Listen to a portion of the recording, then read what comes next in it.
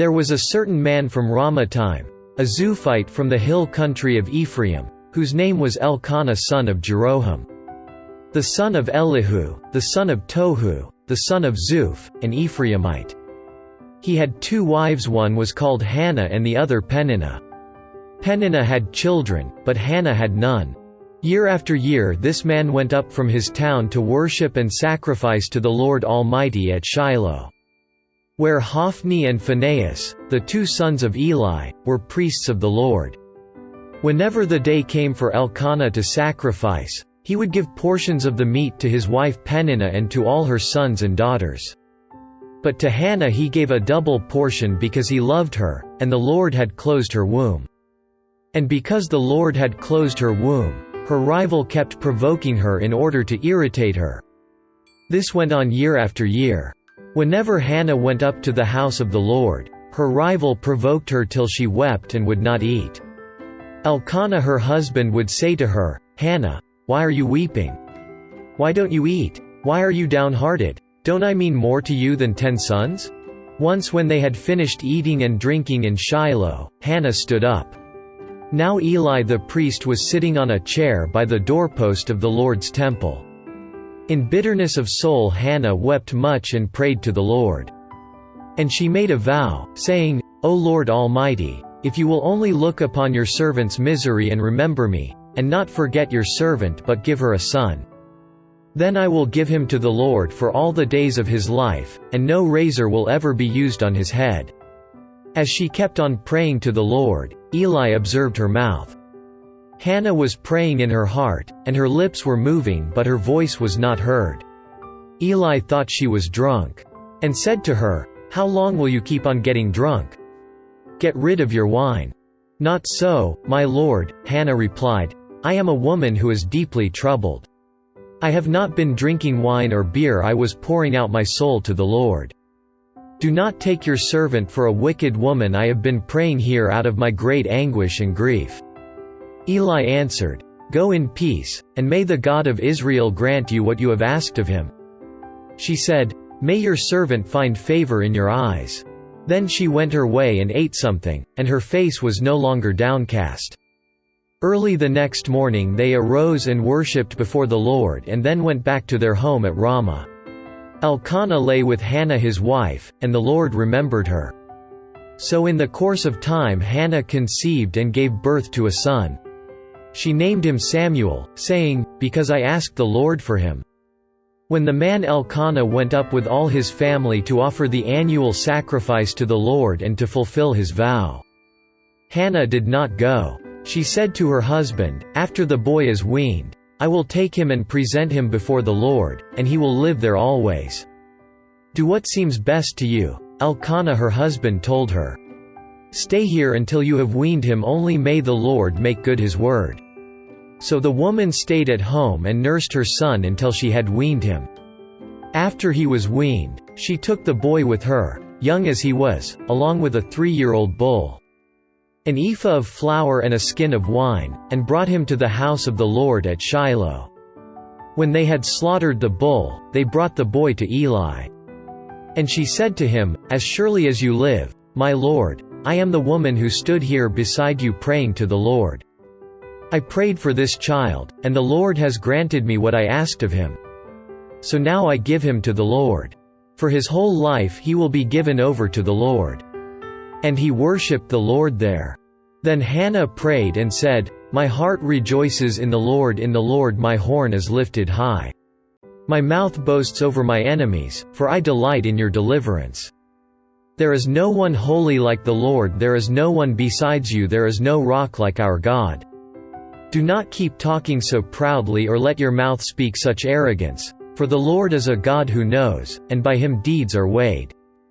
The bows of the warriors are broken, but those who stumbled are armed with strength. Those who were full hire themselves out for food, but those who were hungry hunger no more. She who was barren has borne 7 children, but she who has had many sons pines away. The Lord brings death and makes alive, he brings down to the grave and raises up. The Lord sends poverty and wealth, he humbles and he exalts. He raises the poor from the dust and lifts the needy from the ash heap. He seats them with princes and has them inherit a throne of honor. For the foundations of the earth are the Lord's, upon them he has set the world. He will guard the feet of his saints, but the wicked will be silenced in darkness. It is not by strength that one prevails. Those who oppose the Lord will be shattered. He will thunder against them from heaven. The Lord will judge the ends of the earth. He will give strength to his king and exalt the horn of his anointed. Then Elkanah went home to Ramah, but the boy ministered before the Lord under Eli the priest. Eli's sons were wicked men, they had no regard for the Lord. Now it was the practice of the priests with the people that whenever anyone offered a sacrifice and while the meat was being boiled, the servant of the priest would come with a three-pronged fork in his hand. He would plunge it into the pan or kettle or cauldron or pot, and the priest would take for himself whatever the fork brought up. This is how they treated all the Israelites who came to Shiloh. But even before the fat was burned, the servant of the priest would come and say to the man who was sacrificing, "Give the priest some meat to roast. He won't accept boiled meat from you, but only raw." If the man said to him, "Let the fat be burned up first, and then take whatever you want," the servant would then answer, "No, hand it over now. If you don't, I'll take it by force." This sin of the young men was very great in the Lord's sight, for they were treating the Lord's offering with contempt. But Samuel was ministering before the Lord, a boy wearing a linen ephod.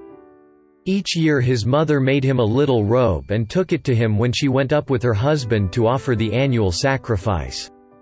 Eli would bless Elkanah and his wife, saying, "May the Lord give you children by this woman, to take the place of the one she prayed for and gave to the Lord." Then they would go home. And the Lord was gracious to Hannah. She conceived and gave birth to 3 sons and 2 daughters. Meanwhile, the boy Samuel grew up in the presence of the Lord. Now Eli, who was very old, heard about everything his sons were doing to all Israel, and how they slept with the women who served at the entrance to the tent of meeting. So he said to them, "Why do you do such things? I hear from all the people about these wicked deeds of yours. No, my sons, it is not a good report that I hear spreading among the Lord's people. If a man sins against another man, God may mediate for him, but if a man sins against the Lord, who will intercede for him?" His sons, however, did not listen to their father's rebuke, for it was the Lord's will to put them to death. And the boy Samuel continued to grow in stature and in favor with the Lord and with men. Now a man of God came to Eli and said to him, "This is what the Lord says. Did I not clearly reveal myself to your father's house when they were in Egypt under Pharaoh? I chose your father out of all the tribes of Israel to be my priest, to go up to my altar, to burn incense, and to wear an ephod in my presence. I also gave your father's house all the offerings made with fire by the Israelites. Why do you scorn my sacrifice and offering that I prescribed for my dwelling? Why do you honor your sons more than me by fattening yourselves on the choice parts of every offering made by my people Israel? Therefore the Lord, the God of Israel, declares, I promised that your house and your father's house would minister before me forever. But now the Lord declares, far be it from me. Those who honor me I will honor, but those who despise me will be disdained. The time is coming when I will cut short your strength and the strength of your father's house, so that there will not be an old man in your family line. And you will see distress in my dwelling. Although good will be done to Israel, in your family line there will never be an old man. Every one of you that I do not cut off from my altar will be spared only to blind your eyes with tears and to grieve your heart. And all your descendants will die in the prime of life. And what happens to your 2 sons, Hophni and Phinehas, will be a sign to you. They will both die on the same day. I will raise up for myself a faithful priest, who will do according to what is in my heart and mind. I will firmly establish his house, and he will minister before my anointed one always. Then everyone left in your family line will come and bow down before him. For a piece of silver and a crust of bread and plead, appoint me to some priestly office so I can have food to eat. The boy Samuel ministered before the Lord under Eli. In those days the word of the Lord was rare, there were not many visions. One night Eli, whose eyes were becoming so weak that he could barely see, was lying down in his usual place. The lamp of God had not yet gone out, and Samuel was lying down in the temple of the Lord, where the ark of God was. Then the Lord called Samuel. Samuel answered, "Here I am." And he ran to Eli and said, "Here I am, you called me." But Eli said, "I did not call, go back and lie down." So he went and lay down. Again the Lord called, "Samuel." And Samuel got up and went to Eli and said, "Here I am, you called me." "My son," Eli said. "I did not call, go back and lie down." Now Samuel did not yet know the Lord, the word of the Lord had not yet been revealed to him. The Lord called Samuel a third time, and Samuel got up and went to Eli and said, "Here I am, you called me." Then Eli realized that the Lord was calling the boy. So Eli told Samuel, "Go and lie down, and if he calls you, say, 'Speak, Lord, for your servant is listening.'" So Samuel went and lay down in his place. The Lord came and stood there, calling as at the other times, "Samuel, Samuel." Then Samuel said, "Speak, for your servant is listening." And the Lord said to Samuel, "See, I am about to do something in Israel that will make the ears of everyone who hears of it tingle. At that time I will carry out against Eli everything I spoke against his family from beginning to end. For I told him that I would judge his family forever because of the sin he knew about his sons made themselves contemptible, and he failed to restrain them. Therefore, I swore to the house of Eli, the guilt of Eli's house will never be atoned for by sacrifice or offering." Quote, Samuel lay down until morning and then opened the doors of the house of the Lord.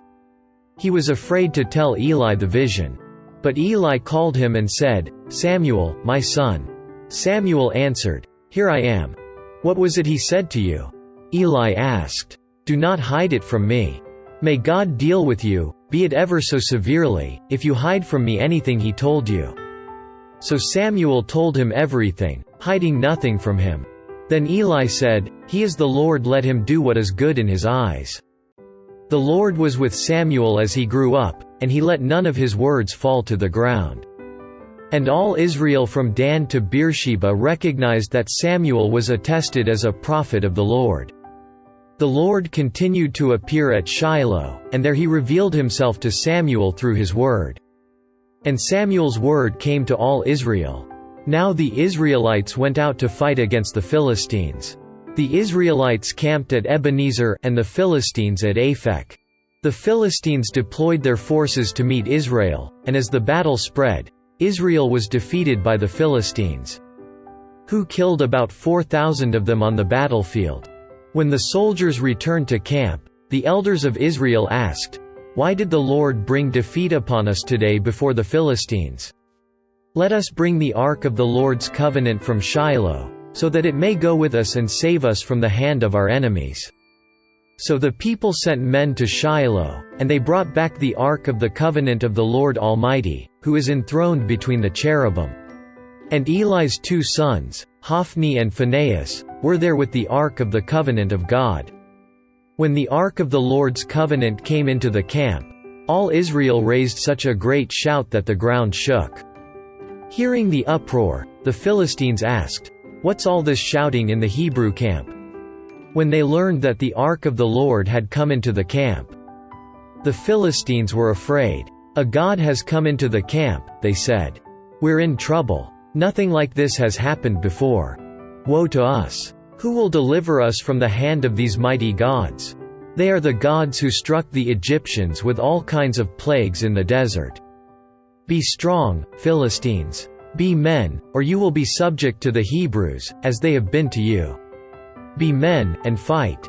So the Philistines fought, and the Israelites were defeated and every man fled to his tent. The slaughter was very great. Israel lost 30,000 foot soldiers.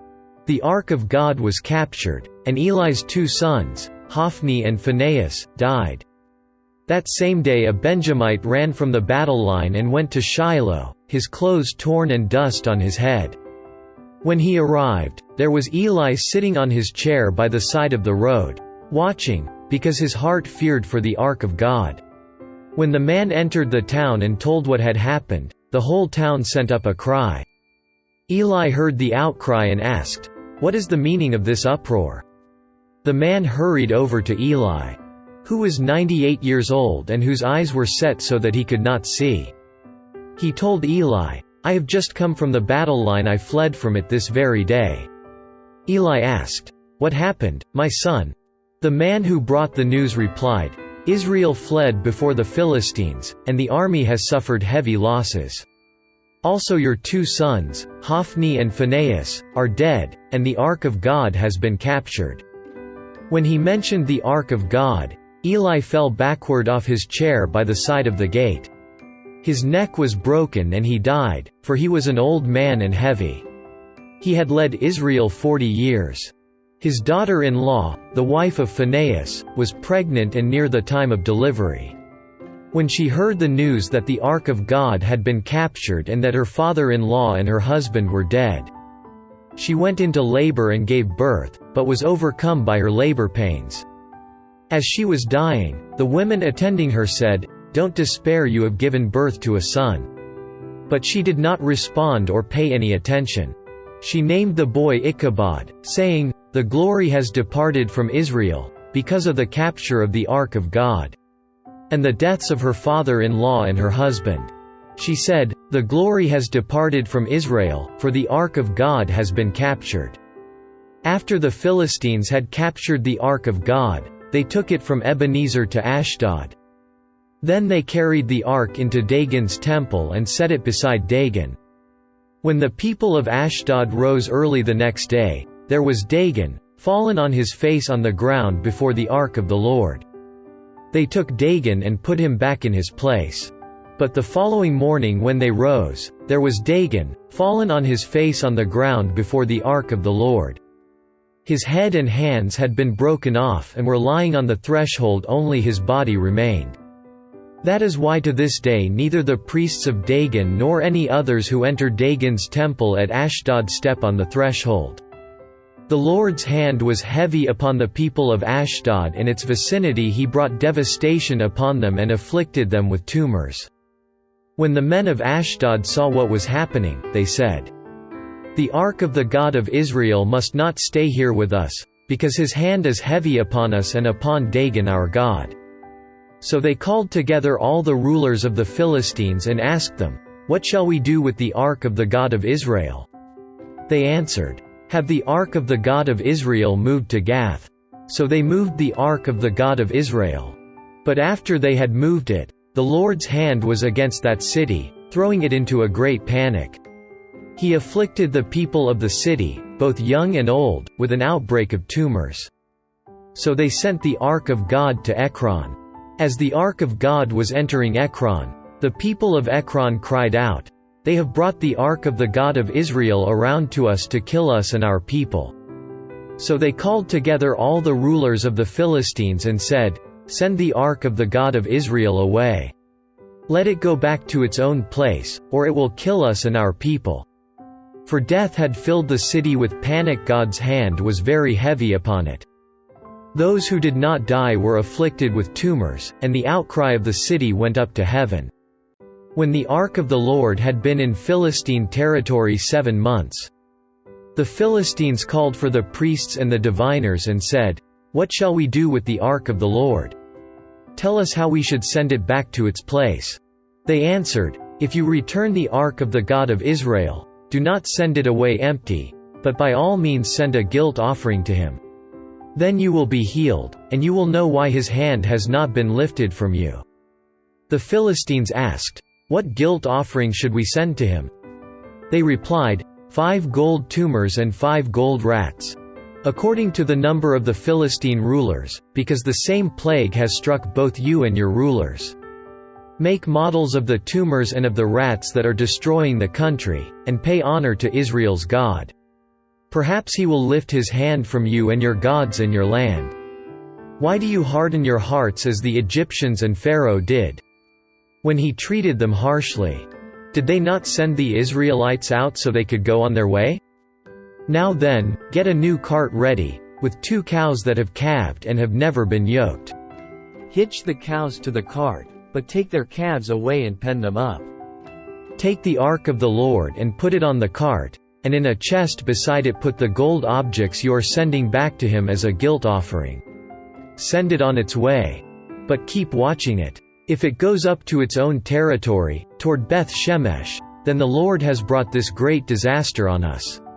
But if it does not, then we will know that it was not his hand that struck us and that it happened to us by chance." So they did this. They took 2 such cows and hitched them to the cart and penned up their calves. They placed the ark of the Lord on the cart and along with it the chest containing the gold rats and the models of the tumors. Then the cows went straight up toward Beth Shemesh, keeping on the road and lowing all the way. They did not turn to the right or to the left. The rulers of the Philistines followed them as far as the border of Beth Shemesh. Now the people of Beth Shemesh were harvesting their wheat in the valley, and when they looked up and saw the ark, they rejoiced at the sight. The cart came to the field of Joshua of Beth Shemesh, and there it stopped beside a large rock. The people chopped up the wood of the cart and sacrificed the cows as a burnt offering to the Lord. The Levites took down the ark of the Lord, together with the chest containing the gold objects, and placed them on the large rock. On that day the people of Beth Shemesh offered burnt offerings and made sacrifices to the Lord. The 5 rulers of the Philistines saw all this and then returned that same day to Ekron. These are the gold tumors the Philistines sent as a guilt offering to the Lord, 1 each for Ashdod, Gaza, Ashkelon, Gath and Ekron. And the number of the gold rats was according to the number of Philistine towns belonging to the 5 rulers, the fortified towns with their country villages. The large rock, on which they set the ark of the Lord, is a witness to this day in the field of Joshua of Beth Shemesh. But God struck down some of the men of Beth Shemesh, putting 70 of them to death because they had looked into the ark of the Lord. The people mourned because of the heavy blow the Lord had dealt them. And the men of Beth Shemesh asked, "Who can stand in the presence of the Lord, this holy God? To whom will the ark go up from here?" Then they sent messengers to the people of Kiriath Jearim, saying, "The Philistines have returned the ark of the Lord. Come down and take it up to your place." So the men of Kiriath Jearim came and took up the ark of the Lord. They took it to Abinadab's house on the hill and consecrated Eleazar his son to guard the ark of the Lord. It was a long time, 20 years in all, that the ark remained at Kiriath Jearim, and all the people of Israel mourned and sought after the Lord. And Samuel said to the whole house of Israel, "If you are returning to the Lord with all your hearts, then rid yourselves of the foreign gods and the Ashtoreths and commit yourselves to the Lord and serve him only, and he will deliver you out of the hand of the Philistines." So the Israelites put away their Baals and Ashtoreths, and served the Lord only.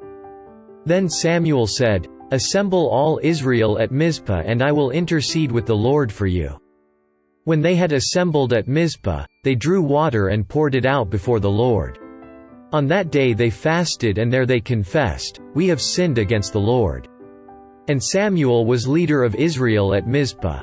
When the Philistines heard that Israel had assembled at Mizpah, the rulers of the Philistines came up to attack them. And when the Israelites heard of it, they were afraid because of the Philistines. They said to Samuel, "Do not stop crying out to the Lord our God for us, that he may rescue us from the hand of the Philistines." Then Samuel took a suckling lamb and offered it up as a whole burnt offering to the Lord. He cried out to the Lord on Israel's behalf, and the Lord answered him. While Samuel was sacrificing the burnt offering, the Philistines drew near to engage Israel in battle. But that day the Lord thundered with loud thunder against the Philistines and threw them into such a panic that they were routed before the Israelites. The men of Israel rushed out of Mizpah and pursued the Philistines, slaughtering them along the way to a point below Bethkar. Then Samuel took a stone and set it up between Mizpah and Shen. He named it Ebenezer, saying, "Thus far has the Lord helped us." So the Philistines were subdued and did not invade Israelite territory again. Throughout Samuel's lifetime, the hand of the Lord was against the Philistines. The towns from Ekron to Gath that the Philistines had captured from Israel were restored to her. And Israel delivered the neighboring territory from the power of the Philistines. And there was peace between Israel and the Amorites. Samuel continued as judge over Israel all the days of his life. From year to year he went on a circuit from Bethel to Gilgal to Mizpah, judging Israel in all those places. But he always went back to Ramah, where his home was, and there he also judged Israel. And he built an altar there to the Lord.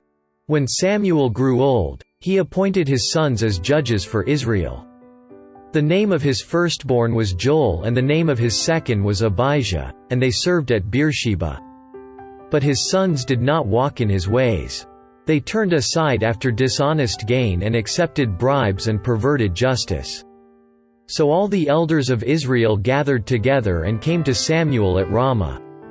They said to him, "You are old, and your sons do not walk in your ways. Now appoint a king to lead us, such as all the other nations have." But when they said, "Give us a king to lead us," this displeased Samuel, so he prayed to the Lord. And the Lord told him, "Listen to all that the people are saying to you. It is not you they have rejected, but they have rejected me as their king. As they have done from the day I brought them up out of Egypt until this day, forsaking me and serving other gods, so they are doing to you. Now listen to them, but warn them solemnly and let them know what the king who will reign over them will do." Samuel told all the words of the Lord to the people who were asking him for a king. He said, "This is what the king who will reign over you will do. He will take your sons and make them serve with his chariots and horses. And they will run in front of his chariots. Some he will assign to be commanders of thousands and commanders of 50s, and others to plow his ground and reap his harvest. And still others to make weapons of war and equipment for his chariots. He will take your daughters to be perfumers and cooks and bakers. He will take the best of your fields and vineyards and olive groves and give them to his attendants. He will take a tenth of your grain and of your vintage and give it to his officials and attendants. Your menservants and maidservants and the best of your cattle and donkeys he will take for his own use. He will take a tenth of your flocks, and you yourselves will become his slaves. When that day comes, you will cry out for relief from the king you have chosen, and the Lord will not answer you in that day." But the people refused to listen to Samuel. "No," they said, "we want a king over us. Then we will be like all the other nations, with a king to lead us and to go out before us and fight our battles." When Samuel heard all that the people said, he repeated it before the Lord. The Lord answered, "Listen to them and give them a king." Then Samuel said to the men of Israel, "Everyone go back to his town." There was a Benjamite, a man of standing, whose name was Kish son of Abiel, the son of Zeror, the son of Bechorath, the son of Aphiah of Benjamin. He had a son named Saul, an impressive young man without equal among the Israelites, a head taller than any of the others. Now the donkeys belonging to Saul's father Kish were lost, and Kish said to his son Saul, "Take one of the servants with you and go and look for the donkeys." So he passed through the hill country of Ephraim and through the area around Shalisha, but they did not find them. They went on into the district of Shalim, but the donkeys were not there. Then he passed through the territory of Benjamin, but they did not find them. When they reached the district of Zuph, Saul said to the servant who was with him, "Come, let's go back, or my father will stop thinking about the donkeys and start worrying about us." But the servant replied, "Look, in this town there is a man of God. He is highly respected, and everything he says comes true. Let's go there now. Perhaps he will tell us what way to take." Saul said to his servant, "If we go, what can we give the man? The food in our sacks is gone. We have no gift to take to the man of God. What do we have?" The servant answered him again. "Look," he said, "I have a quarter of a shekel of silver. I will give it to the man of God so that he will tell us what way to take." Formerly in Israel, if a man went to inquire of God, he would say, "Come, let us go to the seer," because the prophet of today used to be called a seer. "Good," Saul said to his servant. "Come, let's go." So they set out for the town where the man of God was. As they were going up the hill to the town, they met some girls coming out to draw water, and they asked them, "Is the seer here?" "He is," they answered. "He's ahead of you. Hurry now, he has just come to our town today, for the people have a sacrifice at the high place. As soon as you enter the town, you will find him before he goes up to the high place to eat. The people will not begin eating until he comes, because he must bless the sacrifice afterward. Those who are invited will eat. Go up now, you should find him about this time." They went up to the town, and as they were entering it, there was Samuel, coming toward them on his way up to the high place. Now the day before Saul came, the Lord had revealed this to Samuel. "About this time tomorrow I will send you a man from the land of Benjamin. Anoint him leader over my people Israel. He will deliver my people from the hand of the Philistines. I have looked upon my people, for their cry has reached me." When Samuel caught sight of Saul, the Lord said to him, "This is the man I spoke to you about. He will govern my people." Saul approached Samuel in the gateway and asked, "Would you please tell me where the seer's house is?" "I am the seer," Samuel replied. "Go up ahead of me to the high place, for today you are to eat with me, and in the morning I will let you go and will tell you all that is in your heart. As for the donkeys you lost 3 days ago, do not worry about them, they have been found. And to whom is all the desire of Israel turned, if not to you and all your father's family?" Saul answered, "But am I not a Benjamite, from the smallest tribe of Israel, and is not my clan the least of all the clans of the tribe of Benjamin? Why do you say such a thing to me?" Then Samuel brought Saul and his servant into the hall and seated them at the head of those who were invited, about 30 in number. Samuel said to the cook, "Bring the piece of meat I gave you, the one I told you to lay aside." So the cook took up the leg with what was on it and set it in front of Saul. Samuel said, "Here is what has been kept for you. Eat, because it was set aside for you for this occasion, from the time I said, 'I have invited guests.'" And Saul dined with Samuel that day. After they came down from the high place to the town, Samuel talked with Saul on the roof of his house. They rose about daybreak and Samuel called to Saul on the roof, "Get ready, and I will send you on your way." When Saul got ready, he and Samuel went outside together. As they were going down to the edge of the town, Samuel said to Saul, "Tell the servant to go on ahead of us," and the servant did so, "But you stay here a while, so that I may give you a message from God." Then Samuel took a flask of oil and poured it on Saul's head and kissed him, saying, "Has not the Lord anointed you leader over his inheritance? When you leave me today, you will meet 2 men near Rachel's tomb, at Zelzah on the border of Benjamin. They will say to you, 'The donkeys you set out to look for have been found.'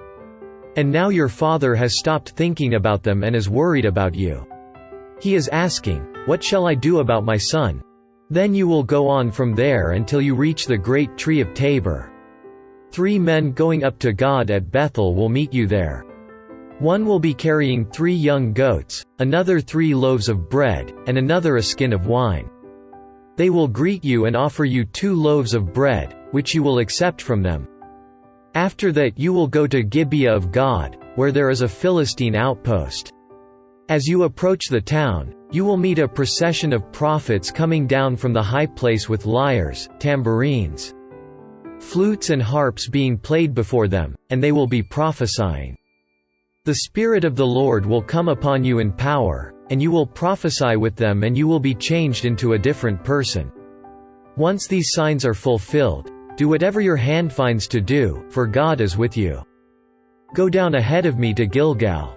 I will surely come down to you to sacrifice burnt offerings and fellowship offerings. But you must wait 7 days until I come to you and tell you what you are to do." As Saul turned to leave Samuel, God changed Saul's heart, and all these signs were fulfilled that day. When they arrived at Gibeah, a procession of prophets met him. The Spirit of God came upon him in power, and he joined in their prophesying. When all those who had formerly known him saw him prophesying with the prophets, they asked each other, "What is this that has happened to the son of Kish? Is Saul also among the prophets?"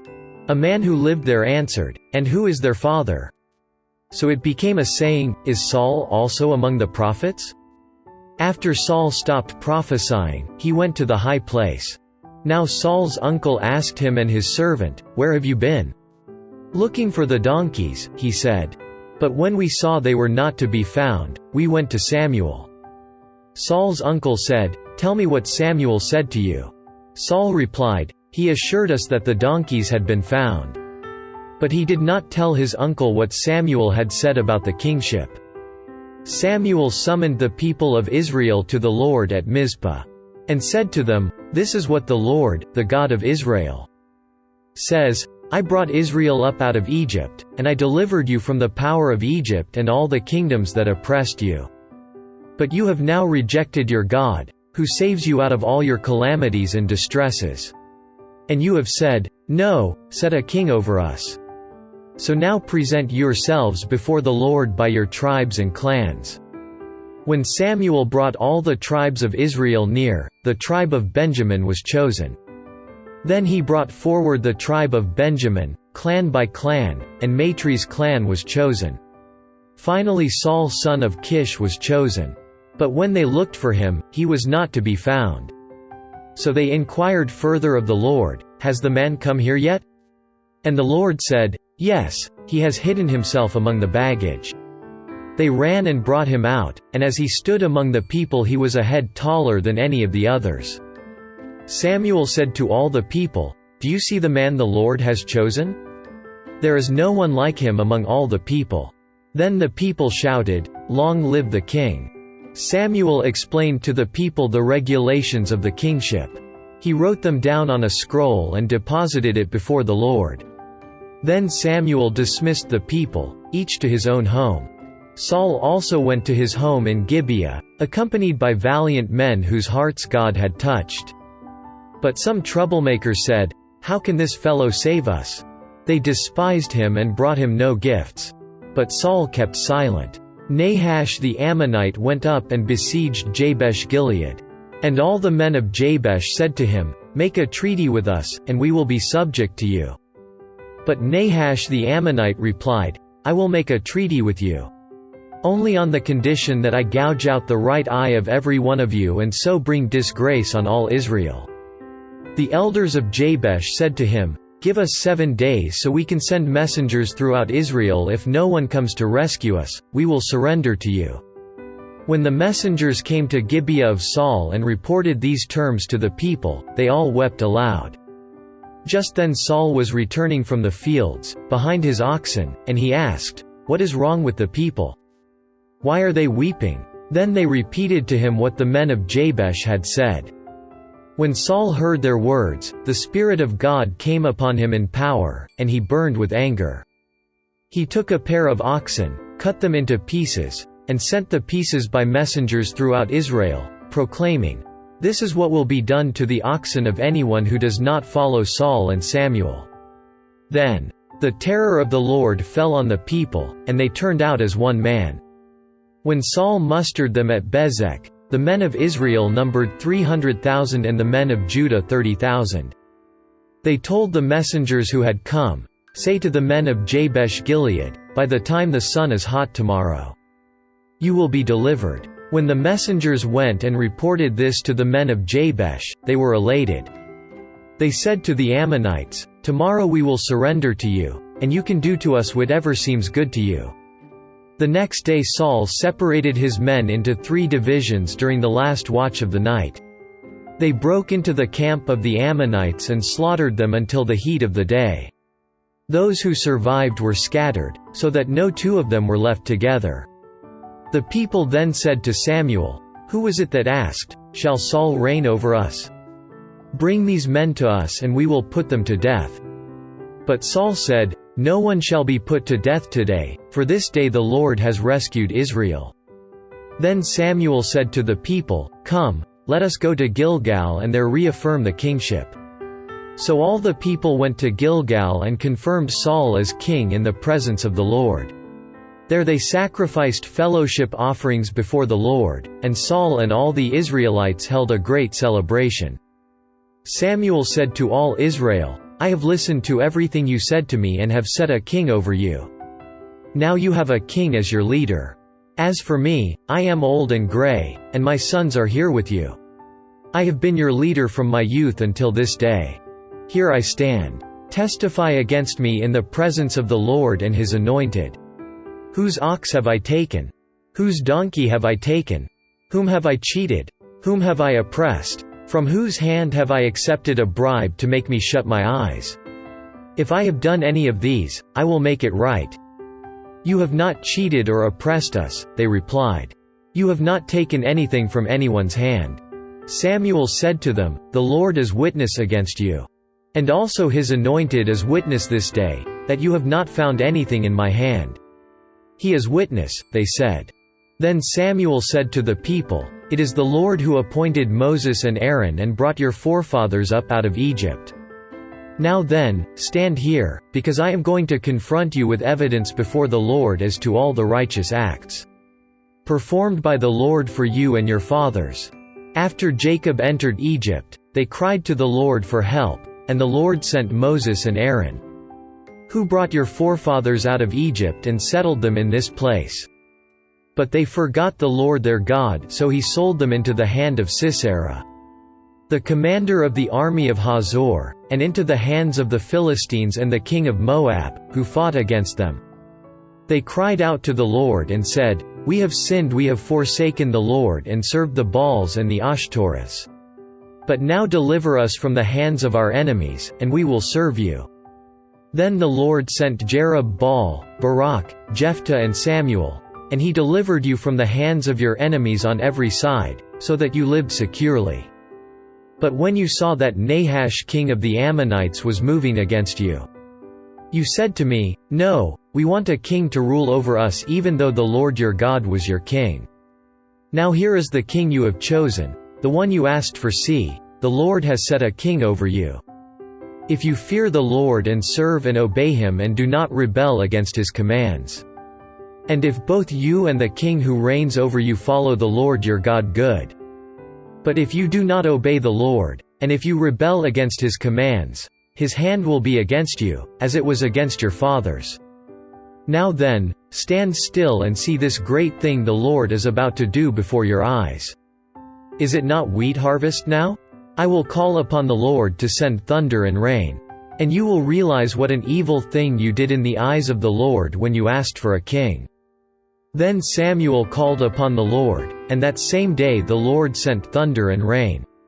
So all the people stood in awe of the Lord and of Samuel. The people all said to Samuel, "Pray to the Lord your God for your servants so that we will not die, for we have added to all our other sins the evil of asking for a king."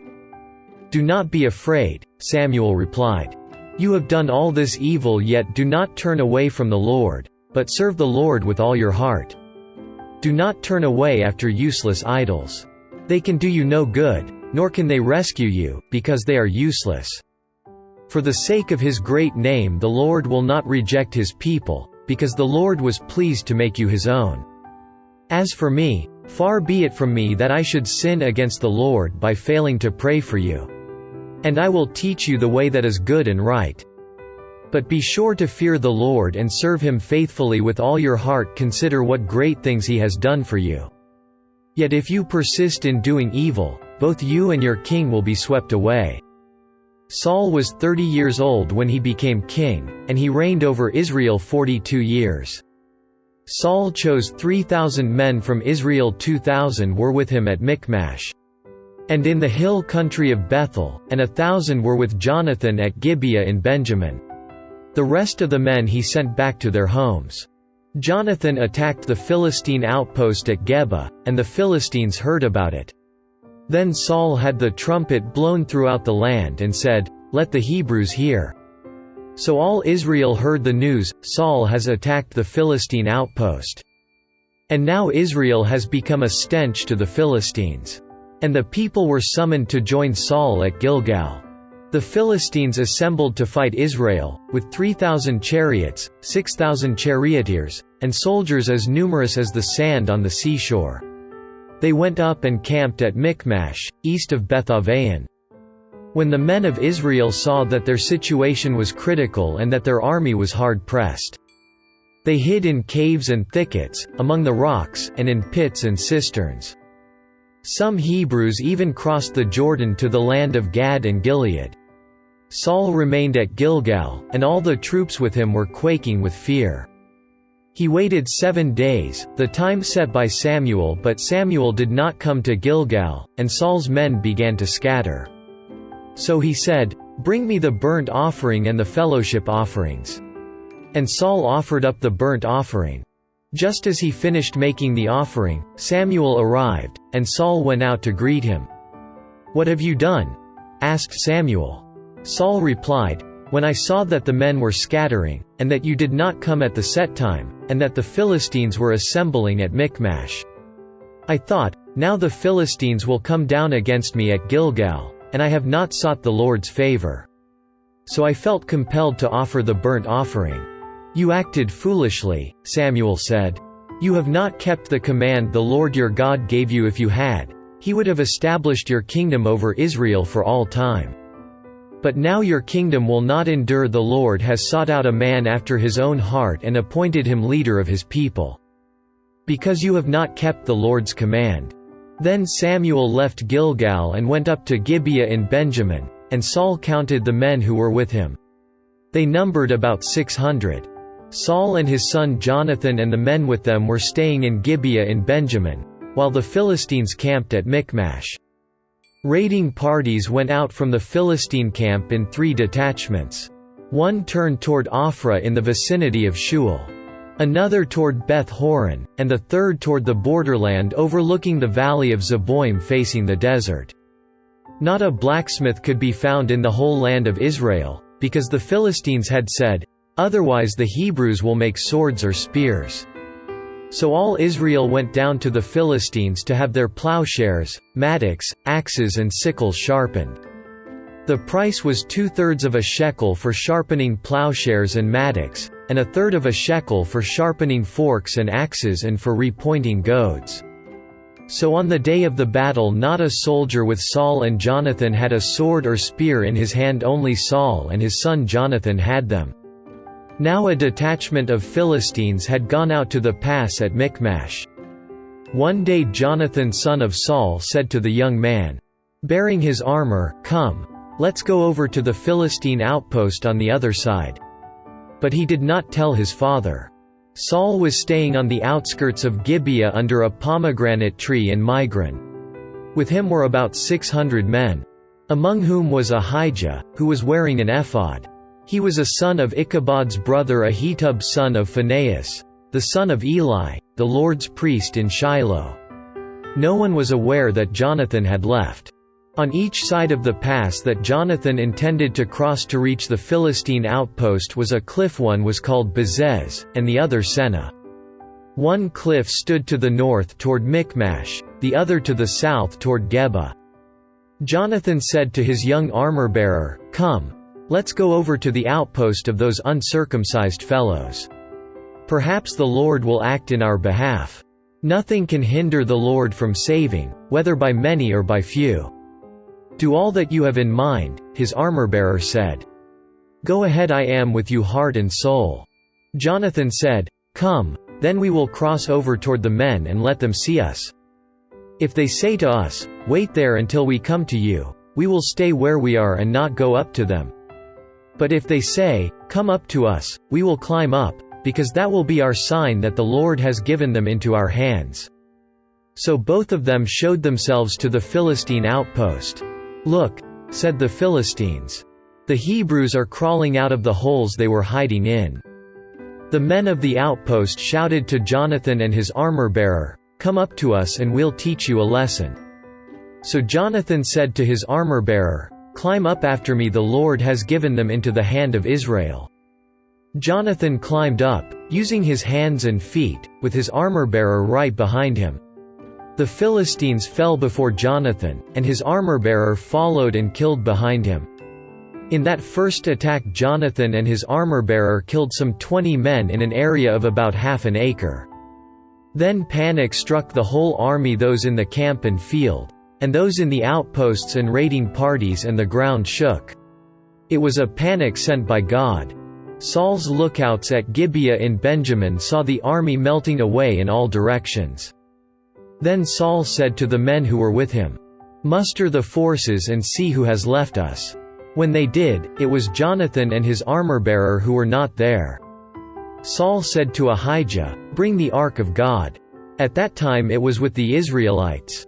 While Saul was talking to the priest, the tumult in the Philistine camp increased more and more. So Saul said to the priest, "Withdraw your hand." Then Saul and all his men assembled and went to the battle.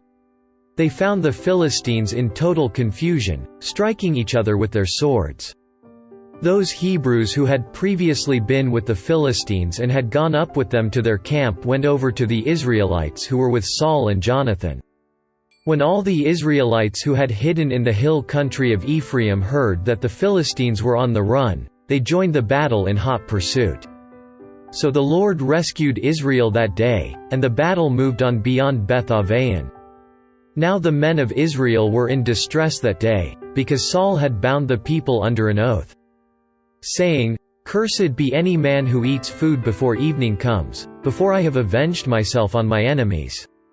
So none of the troops tasted food. The entire army entered the woods, and there was honey on the ground. When they went into the woods, they saw the honey oozing out, yet no one put his hand to his mouth, because they feared the oath.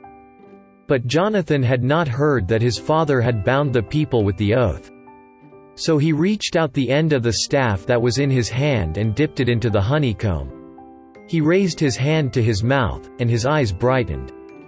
Then one of the soldiers told him, "Your father bound the army under a strict oath, saying, 'Cursed be any man who eats food today.'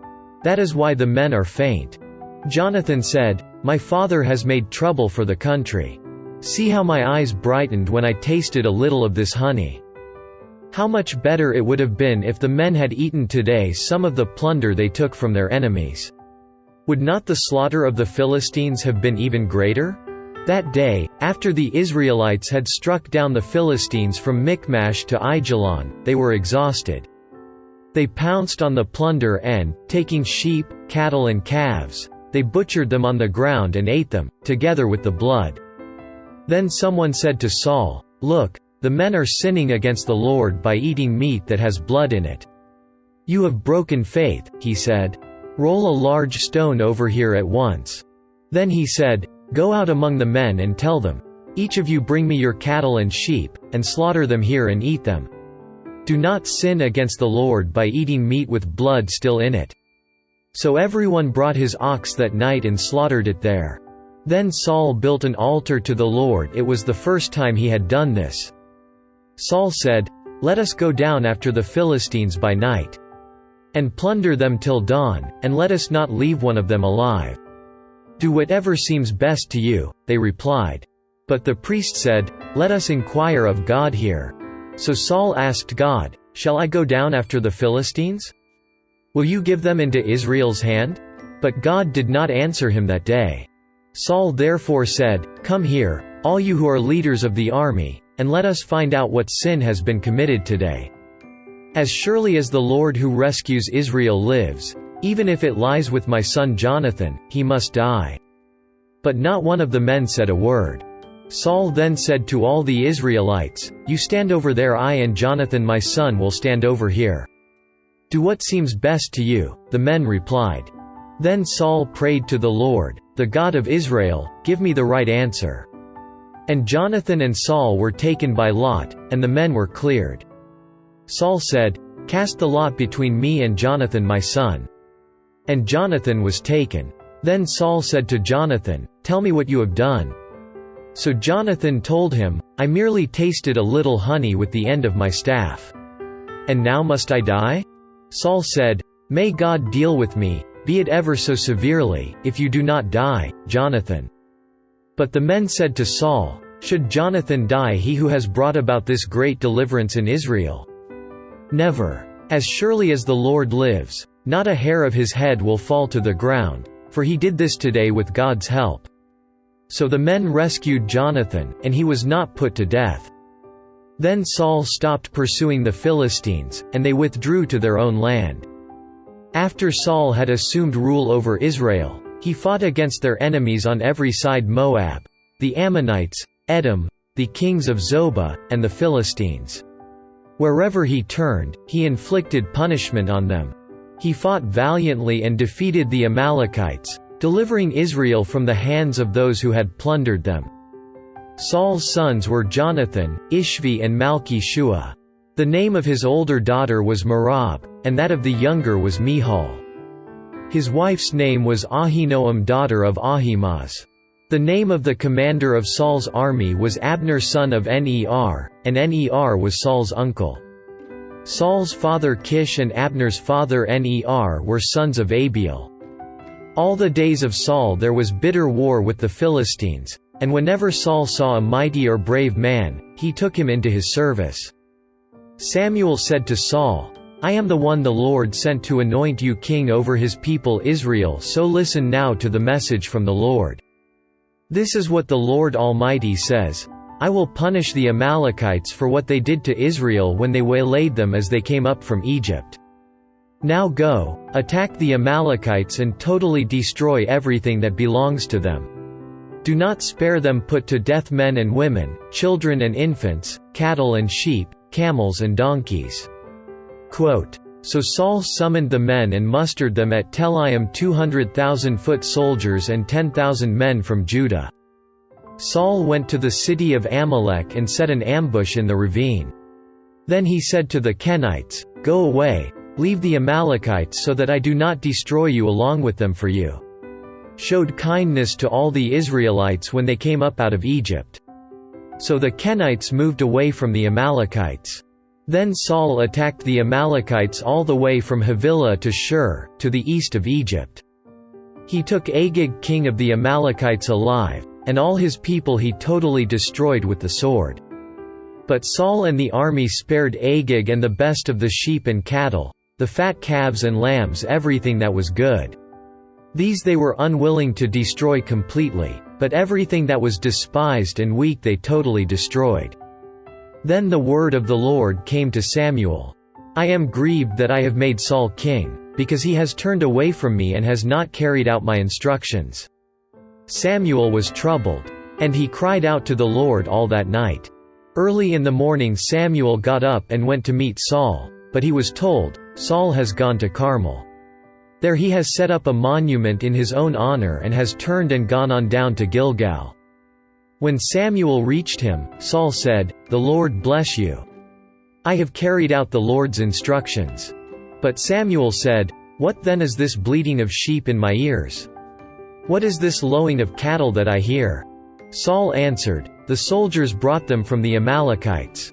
They spared the best of the sheep and cattle to sacrifice to the Lord your God, but we totally destroyed the rest. Stop. Samuel said to Saul, Let me tell you what the Lord said to me last night. Tell me, Saul replied. Samuel said, Although you were once small in your own eyes, did you not become the head of the tribes of Israel?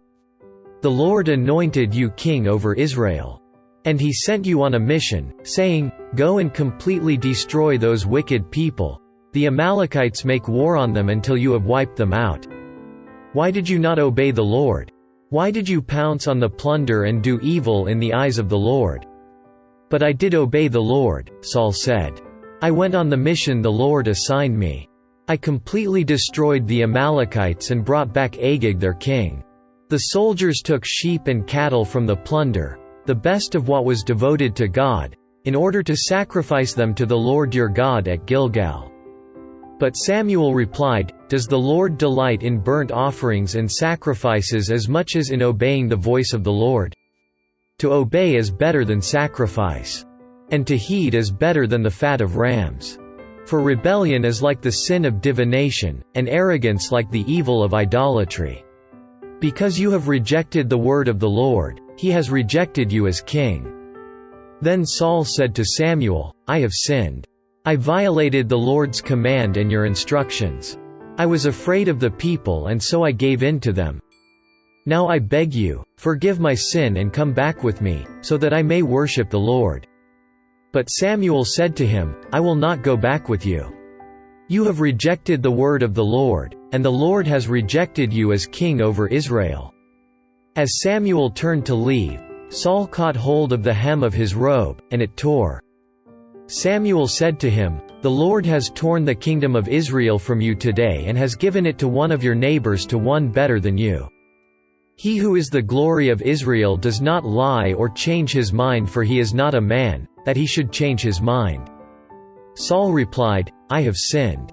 But please honor me before the elders of my people and before Israel. Come back with me, so that I may worship the Lord your God." So Samuel went back with Saul, and Saul worshipped the Lord. Then Samuel said, "Bring me Agag, king of the Amalekites." Agag came to him confidently, thinking, "Surely the bitterness of death is past." But Samuel said, "As your sword has made women childless, so will your mother be childless among women." And Samuel put Agag to death before the Lord at Gilgal. Then Samuel left for Ramah, but Saul went up to his home in Gibeah of Saul. Until the day Samuel died, he did not go to see Saul again, though Samuel mourned for him. And the Lord was grieved that he had made Saul king over Israel. The Lord said to Samuel, "How long will you mourn for Saul, since I have rejected him as king over Israel? Fill your horn with oil and be on your way. I am sending you to Jesse of Bethlehem. I have chosen one of his sons to be king." But Samuel said, "How can I go? Saul will hear about it and kill me." The Lord said, "Take a heifer with you and say, 'I have come to sacrifice to the Lord.' Invite Jesse to the sacrifice, and I will show you what to do. You are to anoint for me the one I indicate." Samuel did what the Lord said. When he arrived at Bethlehem, the elders of the town trembled when they met him. They asked, "Do you come in peace?" Samuel replied, "Yes, in peace I have come to sacrifice to the Lord. Consecrate yourselves and come to the sacrifice with me." Then he consecrated Jesse and his sons and invited them to the sacrifice. When they arrived, Samuel saw Eliab and thought, "Surely the Lord's anointed stands here before the Lord." But the Lord said to Samuel, "Do not consider his appearance or his height, for I have rejected him. The Lord does not look at the things man looks at. Man looks at the outward appearance, but the Lord looks at the heart." Then Jesse called Abinadab and had him pass in front of Samuel. But Samuel said, "The Lord has not chosen this one either." Jesse then had Shammah pass by, but Samuel said, "Nor has the Lord chosen this one." Jesse had 7 of his sons pass before Samuel, but Samuel said to him, "The Lord has not chosen these." So he asked Jesse, "Are these all the sons you have?" "There is still the youngest," Jesse answered. "But he is tending the sheep." Samuel said, "Send for him, we will not sit down until he arrives." So he sent and had him brought in. He was ruddy, with a fine appearance and handsome features. Then the Lord said, "Rise and anoint him, he is the one." So Samuel took the horn of oil and anointed him in the presence of his brothers, and from that day on the Spirit of the Lord came upon David in power. Samuel then went to Ramah. Now the Spirit of the Lord had departed from Saul, and an evil spirit from the Lord tormented him. Saul's attendants said to him, "See, an evil spirit from God is tormenting you. Let our Lord command his servants here to search for someone who can play the harp. He will play when the evil spirit from God comes upon you, and you will feel better." So Saul said to his attendants, "Find someone who plays well and bring him to me." One of the servants answered, "Have seen a son of Jesse of Bethlehem who knows how to play the harp. He is a brave man and a warrior. He speaks well and is a fine-looking man. And the Lord is with him." Then Saul sent messengers to Jesse and said, "Send me your son David, who is with the sheep."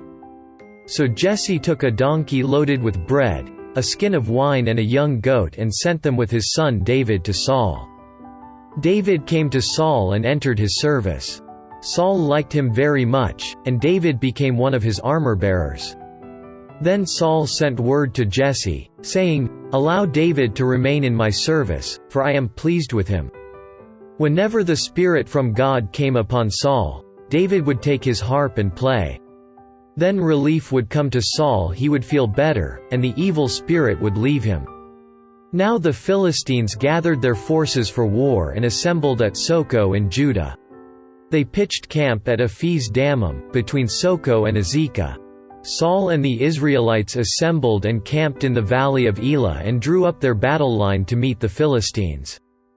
The Philistines occupied one hill and the Israelites another, with the valley between them. A champion named Goliath, who was from Gath, came out of the Philistine camp. He was over 9 feet tall. He had a bronze helmet on his head and wore a coat of scale armor of bronze weighing 5,000 shekels. On his legs he wore bronze greaves, and a bronze javelin was slung on his back. His spear shaft was like a weaver's rod, and its iron point weighed 600 shekels. His shield-bearer went ahead of him. Goliath stood and shouted to the ranks of Israel, "Why do you come out and line up for battle? Am I not a Philistine? And are you not the servants of Saul? Choose a man and have him come down to me. If he is able to fight and kill me, we will become your subjects, but if I overcome him and kill him, you will become our subjects and serve us." Then the Philistine said, "This day I defy the ranks of Israel. Give me a man and let us fight each other." On hearing the Philistines' words, Saul and all the Israelites were dismayed and terrified. Now David was the son of an Ephrathite named Jesse, who was from Bethlehem in Judah. Jesse had 8 sons, and in Saul's time he was old and well advanced in years. Jesse's 3 oldest sons had followed Saul to the war. The firstborn was Eliab, the second, Abinadab, and the third, Shammah.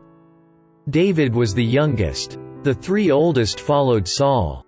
But David went back and forth from Saul to tend his father's sheep at Bethlehem. For 40 days the Philistine came forward every morning and evening and took his stand.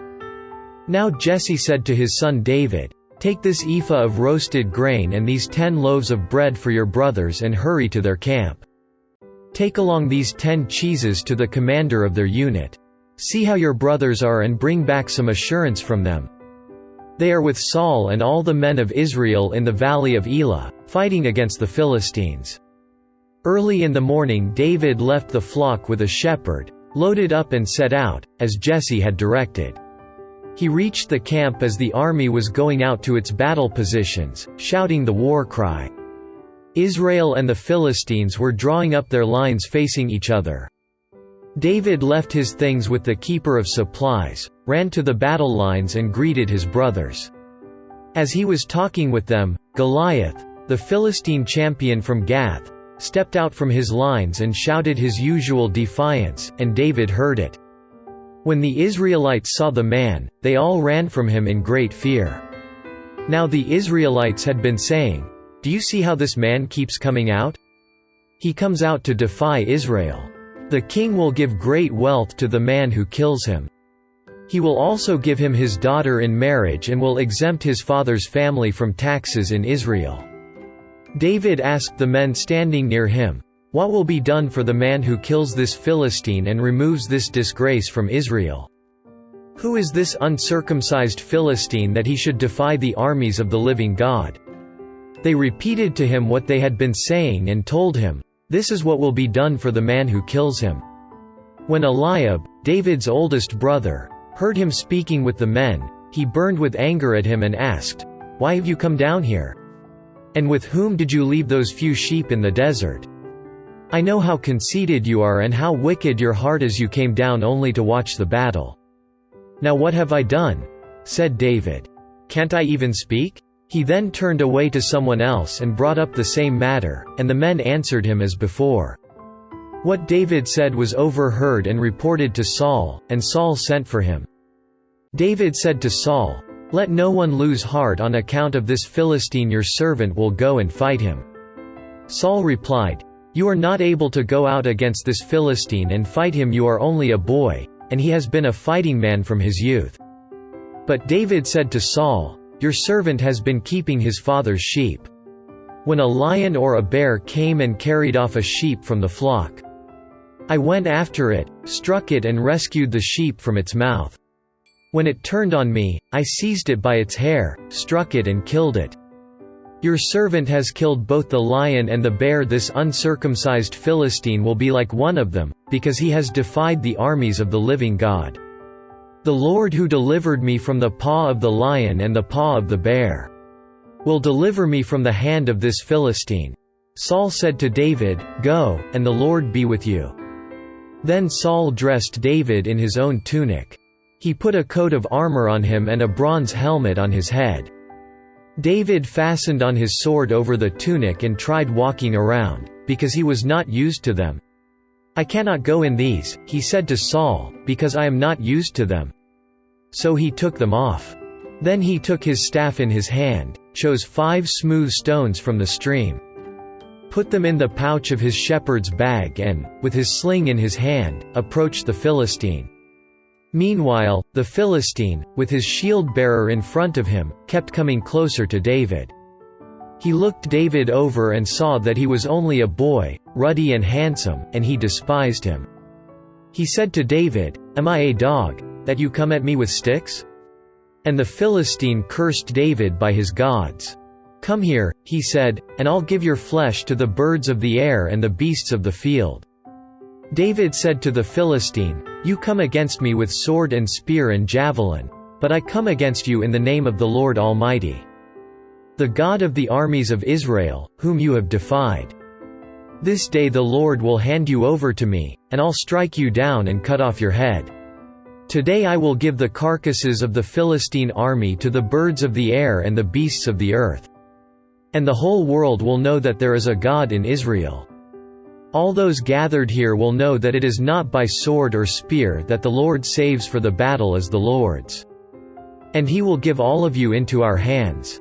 As the Philistine moved closer to attack him, David ran quickly toward the battle line to meet him. Reaching into his bag and taking out a stone, he slung it and struck the Philistine on the forehead.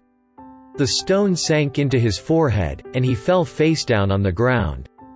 So David triumphed over the Philistine with a sling and a stone. Without a sword in his hand he struck down the Philistine and killed him. David ran and stood over him. He took hold of the Philistine's sword and drew it from the scabbard. After he killed him, he cut off his head with the sword. When the Philistines saw that their hero was dead, they turned and ran. Then the men of Israel and Judah surged forward with a shout and pursued the Philistines to the entrance of Gath and to the gates of Ekron. Their dead were strewn along the Sha'araim road to Gath and Ekron. When the Israelites returned from chasing the Philistines, they plundered their camp. David took the Philistine's head and brought it to Jerusalem, and he put the Philistines' weapons in his own tent. As Saul watched David going out to meet the Philistine, he said to Abner, commander of the army, "Abner, whose son is that young man?" Abner replied, "As surely as you live, O king, I don't know." The king said, "Find out whose son this young man is." As soon as David returned from killing the Philistine, Abner took him and brought him before Saul, with David still holding the Philistine's head. "Whose son are you, young man?" Saul asked him. David said, "I am the son of your servant Jesse of Bethlehem." After David had finished talking with Saul, Jonathan became one in spirit with David, and he loved him as himself. From that day Saul kept David with him and did not let him return to his father's house. And Jonathan made a covenant with David because he loved him as himself. Jonathan took off the robe he was wearing and gave it to David, along with his tunic, and even his sword, his bow and his belt.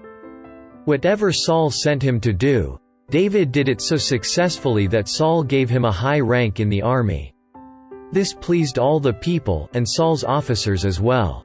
When the men were returning home after David had killed the Philistine, the women came out from all the towns of Israel to meet King Saul with singing and dancing, with joyful songs and with tambourines and lutes. As they danced, they sang, "Saul has slain his thousands, and David his tens of thousands." Saul was very angry. This refrain galled him. They have credited David with tens of thousands, he thought, but me with only thousands. What more can he get but the kingdom?" And from that time on Saul kept a jealous eye on David. The next day an evil spirit from God came forcefully upon Saul. He was prophesying in his house, while David was playing the harp, as he usually did. Saul had a spear in his hand. And he hurled it, saying to himself, "I'll pin David to the wall." But David eluded him twice. Saul was afraid of David, because the Lord was with David but had left Saul. So he sent David away from him and gave him command over 1,000 men, and David led the troops in their campaigns. In everything he did he had great success, because the Lord was with him. When Saul saw how successful he was afraid of him. But all Israel and Judah loved David, because he led them in their campaigns. Saul said to David, "Here is my older daughter Merab. I will give her to you in marriage, only serve me bravely and fight the battles of the Lord." For Saul said to himself, "I will not raise a hand against him. Let the Philistines do that." But David said to Saul, "Who am I, and what is my family or my father's clan in Israel, that I should become the king's son-in-law?" So when the time came for Merab, Saul's daughter, to be given to David, she was given in marriage to Adriel of Mahalah. Now Saul's daughter Michal was in love with David, and when they told Saul about it, he was pleased. "I will give her to him," he thought, "so that she may be a snare to him, and so that the hand of the Philistines may be against him." So Saul said to David, "Now you have a second opportunity to become my son-in-law." Then Saul ordered his attendants, "Speak to David privately and say, 'Look, the king is pleased with you, and his attendants all like you now become his son-in-law.'" They repeated these words to David. But David said, "Do you think it is a small matter to become the king's son-in-law? I'm only a poor man and little known." When Saul's servants told him what David had said, Saul replied, "Say to David, 'The king wants no other price for the bride than 100 Philistine foreskins, to take revenge on his enemies.'" Saul's plan was to have David fall by the hands of the Philistines. When the attendants told David these things, he was pleased to become the king's son-in-law. So before the allotted time elapsed, David and his men went out and killed 200 Philistines. He brought their foreskins and presented the full number to the king so that he might become the king's son-in-law. Then Saul gave him his daughter Michal in marriage. When Saul realized that the Lord was with David and that his daughter Michal loved David, Saul became still more afraid of him, and he remained his enemy the rest of his days. The Philistine commanders continued to go out to battle, and as often as they did, David met with more success than the rest of Saul's officers, and his name became well known. Saul told his son Jonathan and all the attendants to kill David. But Jonathan was very fond of David, and warned him, "My father Saul is looking for a chance to kill you. Be on your guard tomorrow morning, go into hiding and stay there. I will go out and stand with my father in the field where you are. I'll speak to him about you and will tell you what I find out." Jonathan spoke well of David to Saul his father and said to him, "Let not the king do wrong to his servant David. He has not wronged you, and what he has done has benefited you greatly. He took his life in his hands when he killed the Philistine. The Lord won a great victory for all Israel, and you saw it and were glad.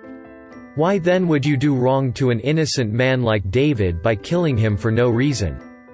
Saul listened to Jonathan and took this oath, "As surely as the Lord lives, David will not be put to death."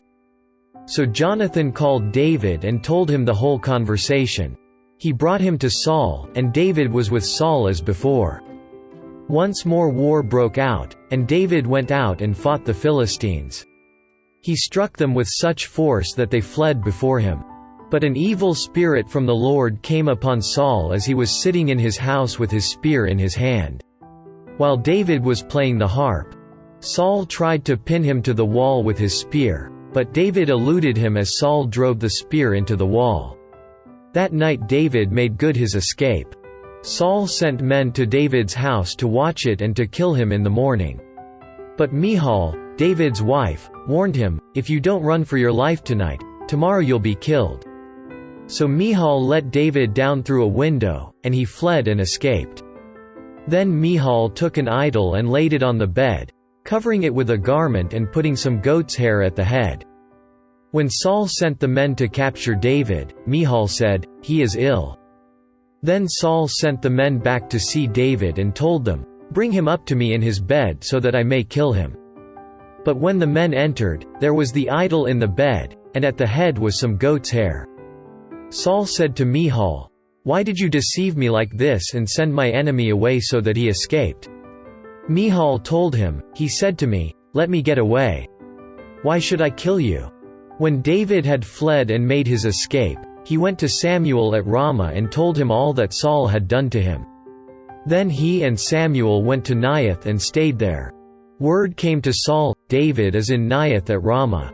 So he sent men to capture him. But when they saw a group of prophets prophesying, with Samuel standing there as their leader, the Spirit of God came upon Saul's men and they also prophesied. Saul was told about it, and he sent more men, and they prophesied too. Saul sent men a third time, and they also prophesied. Finally, he himself left for Ramah and went to the great cistern at Sechu. And he asked, "Where are Samuel and David?" "Over in Naioth at Ramah," they said. So Saul went to Naioth at Ramah. But the Spirit of God came even upon him, and he walked along prophesying until he came to Naioth. He stripped off his robes and also prophesied in Samuel's presence. He lay that way all that day and night. This is why people say, "Is Saul also among the prophets?" Then David fled from Naioth at Ramah and went to Jonathan and asked, "What have I done? What is my crime? How have I wronged your father, that he is trying to take my life?" "Never." Jonathan replied. "You are not going to die.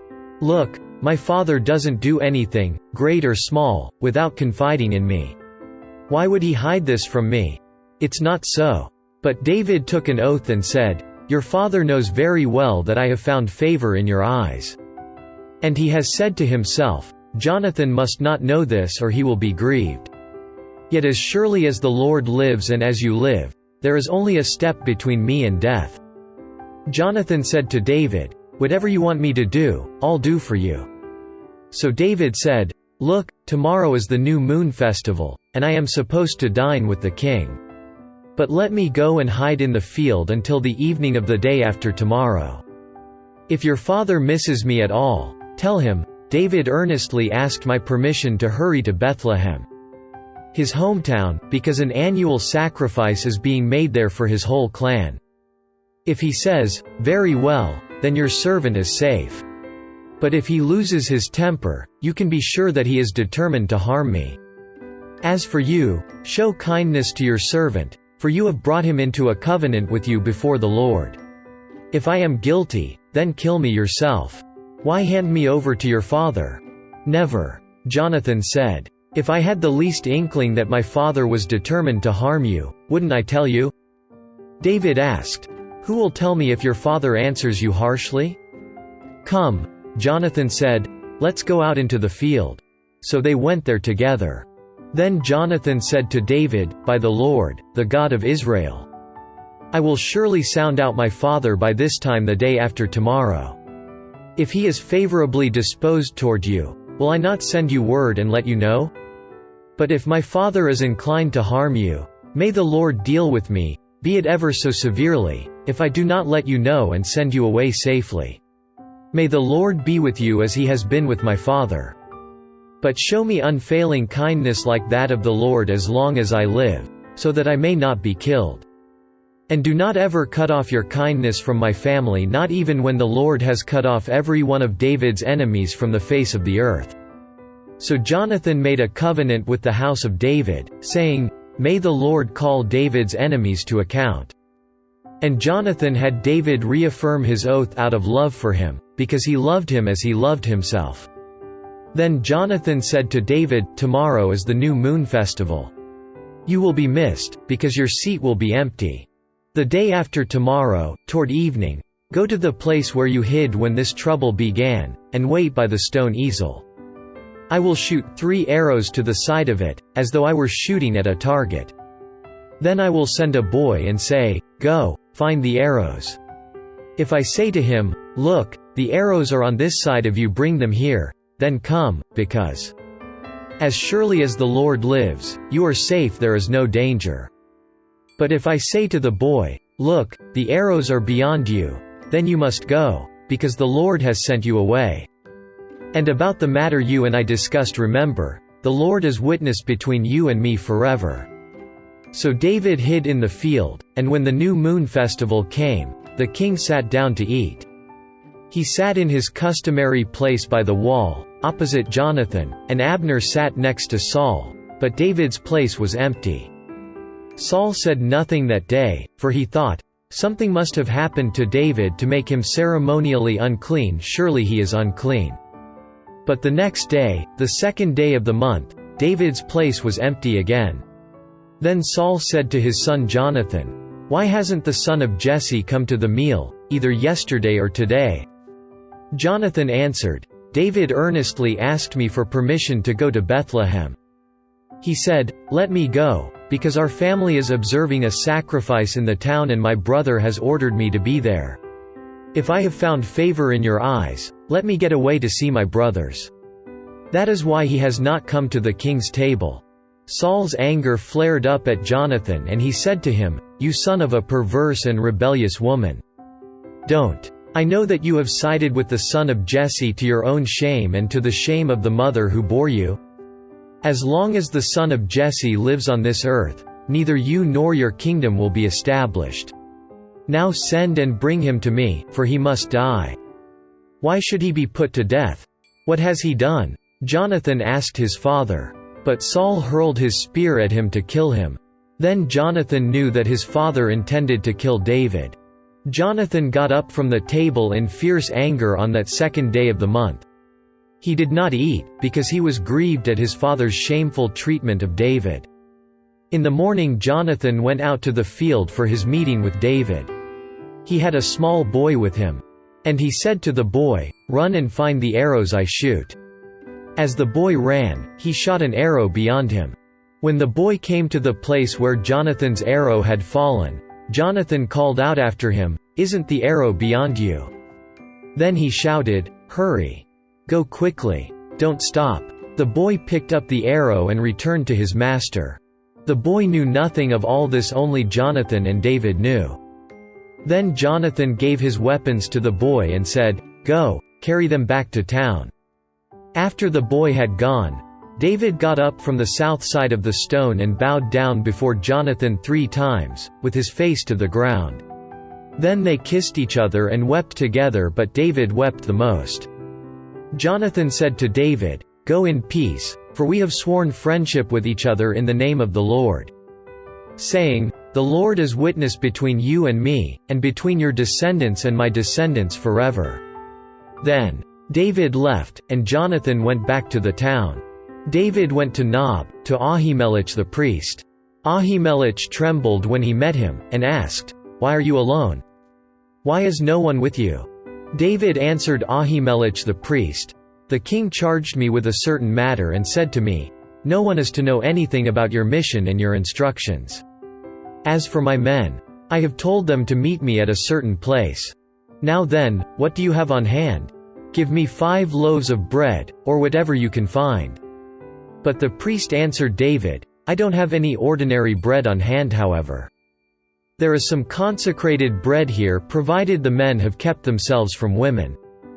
David replied, "Indeed, women have been kept from us, as usual whenever I set out. The men's things are holy even on missions that are not holy. How much more so today?" So the priest gave him the consecrated bread, since there was no bread there, except the bread of the presence that had been removed from before the Lord and replaced by hot bread on the day it was taken away. Now one of Saul's servants was there that day, detained before the Lord. He was Doeg the Edomite, Saul's head shepherd. David asked Ahimelech, "Don't you have a spear or a sword here?" "I haven't brought my sword or any other weapon, because the king's business was urgent." The priest replied, "The sword of Goliath the Philistine, whom you killed in the valley of Elah, is here. It is wrapped in a cloth behind the ephod. If you want it, take it. There is no sword here but that one." David said, "There is none like it. Give it to me." That day David fled from Saul and went to Achish king of Gath.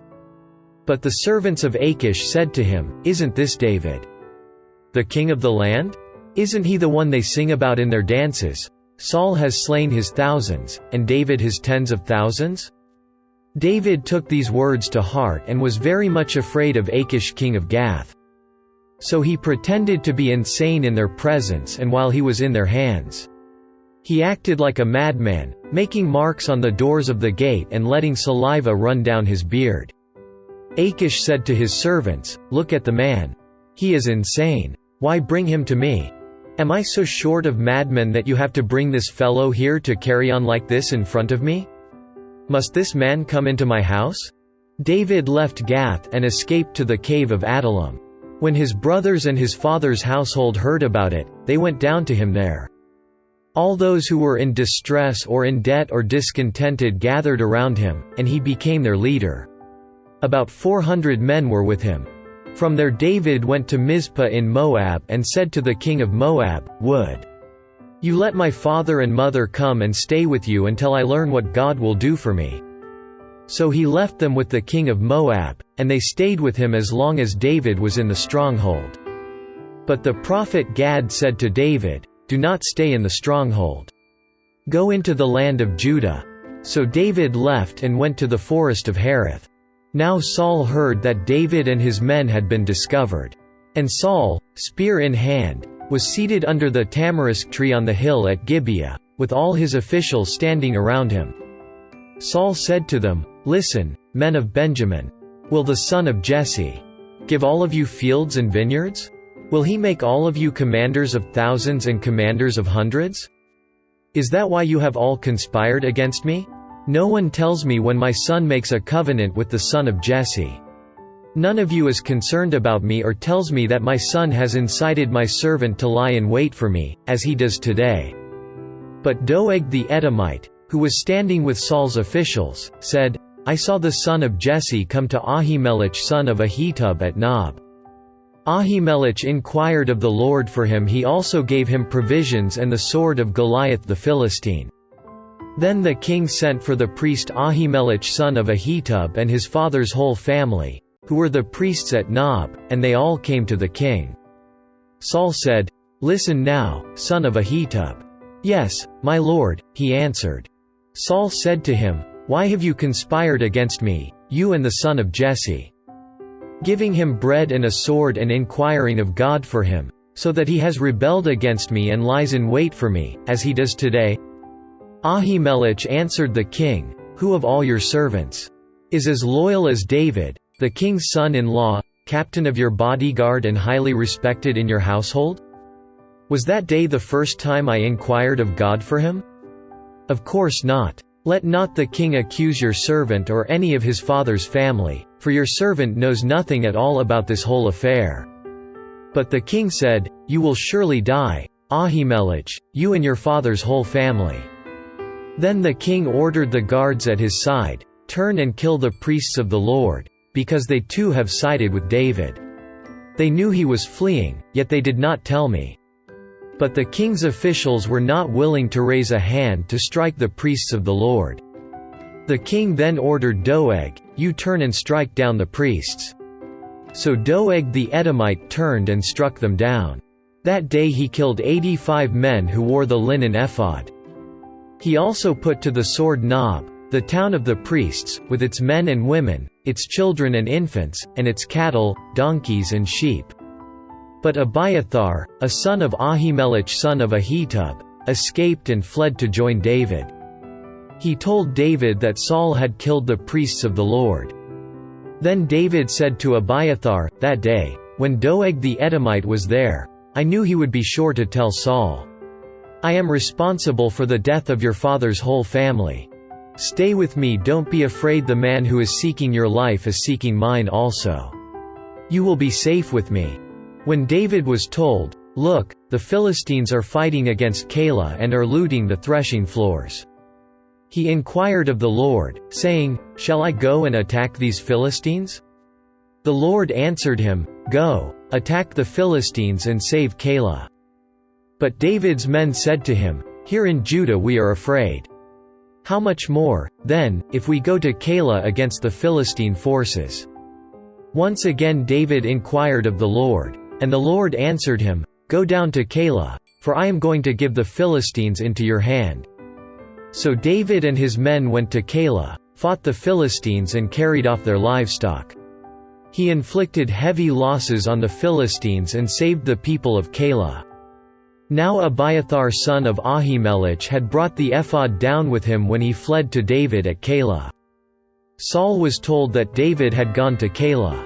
And he said, "God has handed him over to me, for David has imprisoned himself by entering a town with gates and bars." And Saul called up all his forces for battle, to go down to Keilah to besiege David and his men. When David learned that Saul was plotting against him, he said to Abiathar the priest, "Bring the ephod." David said, "O Lord, God of Israel, your servant has heard definitely that Saul plans to come to Keilah and destroy the town on account of me. Will the citizens of Keilah surrender me to him? Will Saul come down, as your servant has heard? O Lord, God of Israel, tell your servant." And the Lord said, "He will." Again David asked, "Will the citizens of Keilah surrender me and my men to Saul?" And the Lord said, "They will." So David and his men, about 600 in number, left Keilah and kept moving from place to place. When Saul was told that David had escaped from Keilah, he did not go there. David stayed in the desert strongholds and in the hills of the desert of Ziph.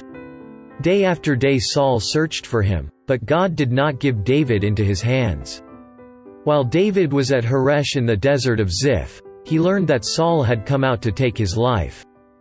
And Saul's son Jonathan went to David at Horesh and helped him find strength in God. "Don't be afraid," he said. "My father Saul will not lay a hand on you. You will be king over Israel, and I will be second to you. Even my father Saul knows this." The two of them made a covenant before the Lord. Then Jonathan went home, but David remained at Horesh. The Ziphites went up to Saul at Gibeah and said, "Is not David hiding among us in the strongholds at Horesh, on the hill of Hakilah, south of Jeshimon? Now, O king, come down whenever it pleases you to do so, and we will be responsible for handing him over to the king." Saul replied, "The Lord bless you for your concern for me. Go and make further preparation. Find out where David usually goes and who has seen him there. They tell me he is very crafty. Find out about all the hiding places he uses and come back to me with definite information. Then I will go with you if he is in the area. I will track him down among all the clans of Judah." So they set out and went to Ziph ahead of Saul. Now David and his men were in the desert of Maon, in the Arabah south of Jeshimon. Saul and his men began the search, and when David was told about it, he went down to the rock and stayed in the desert of Maon. When Saul heard this, he went into the desert of Maon in pursuit of David. Saul was going along one side of the mountain, and David and his men were on the other side, hurrying to get away from Saul. As Saul and his forces were closing in on David and his men to capture them, a messenger came to Saul, saying, "Come quickly. The Philistines are raiding the land." Then Saul broke off his pursuit of David and went to meet the Philistines. That is why they call this place Selah Hameleketh. And David went up from there and lived in the strongholds of En-Gedi. After Saul returned from pursuing the Philistines, he was told, "David is in the desert of En-Gedi." So Saul took 3,000 chosen men from all Israel and set out to look for David and his men near the crags of the wild goats. He came to the sheep pens along the way. A cave was there, and Saul went in to relieve himself. David and his men were far back in the cave. The men said, "This is the day the Lord spoke of when he said to you, 'I will give your enemy into your hands for you to deal with. As you wish.'" Then David crept up unnoticed and cut off a corner of Saul's robe. Afterward, David was conscience-stricken for having cut off a corner of his robe. He said to his men, "The Lord forbid that I should do such a thing to my master. The Lord's anointed, or lift my hand against him, for he is the anointed of the Lord." With these words David rebuked his men and did not allow them to attack Saul. And Saul left the cave and went his way. Then David went out of the cave and called out to Saul, "My lord the king." When Saul looked behind him, David bowed down and prostrated himself with his face to the ground. He said to Saul, "Why do you listen when men say, 'David is bent on harming you'? This day you have seen with your own eyes how the Lord delivered you into my hands in the cave. Some urged me to kill you, but I spared you. I said, 'I will not lift my hand against my master, because he is the Lord's anointed.' See, my father, look at this piece of your robe in my hand. I cut off the corner of your robe but did not kill you. Now understand and recognize that I am not guilty of wrongdoing or rebellion. I have not wronged you, but you are hunting me down to take my life. May the Lord judge between you and me. And may the Lord avenge the wrongs you have done to me, but my hand will not touch you. As the old saying goes, from evildoers come evil deeds, so my hand will not touch you. Against whom has the king of Israel come out? Whom are you pursuing? A dead dog? A flea? May the Lord be our judge and decide between us. May he consider my cause and uphold it. May he vindicate me by delivering me from your hand." When David finished saying this, Saul asked, "Is that your voice, David my son?" And he wept aloud. "You are more righteous than I," he said. "You have treated me well, but I have treated you badly. You have just now told me of the good you did to me. The Lord delivered me into your hands, but you did not kill me. When a man finds his enemy, does he let him get away unharmed? May the Lord reward you well for the way you treated me today. I know that you will surely be king and that the kingdom of Israel will be established in your hands. Now swear to me by the Lord that you will not cut off my descendants or wipe out my name from my father's family." So David gave his oath to Saul. Then Saul returned home, but David and his men went up to the stronghold. Now Samuel died, and all Israel assembled and mourned for him, and they buried him at his home in Ramah. Then David moved down into the desert of Maon. A certain man in Maon, who had property there at Carmel, was very wealthy. He had 1,000 goats and 3,000 sheep, which he was shearing in Carmel. His name was Nabal and his wife's name was Abigail. She was an intelligent and beautiful woman, but her husband, a Calebite, was surly and mean in his dealings. While David was in the desert, he heard that Nabal was shearing sheep. So he sent 10 young men and said to them, "Go up to Nabal at Carmel and greet him in my name. Say to him, 'Long life to you. Good health to you and your household. And good health to all that is yours. Now I hear that it is sheep shearing time. When your shepherds were with us, we did not mistreat them, and the whole time they were at Carmel nothing of theirs was missing. Ask your own servants and they will tell you. Therefore be favorable toward my young men, since we come at a festive time. Please give your servants and your son David whatever you can find for them." Quote, when David's men arrived, they gave Nabal this message in David's name. Then they waited. Nabal answered David's servants, "Who is this David? Who is this son of Jesse? Many servants are breaking away from their masters these days. Why should I take my bread and water, and the meat I have slaughtered for my shearers, and give it to men coming from who knows where?"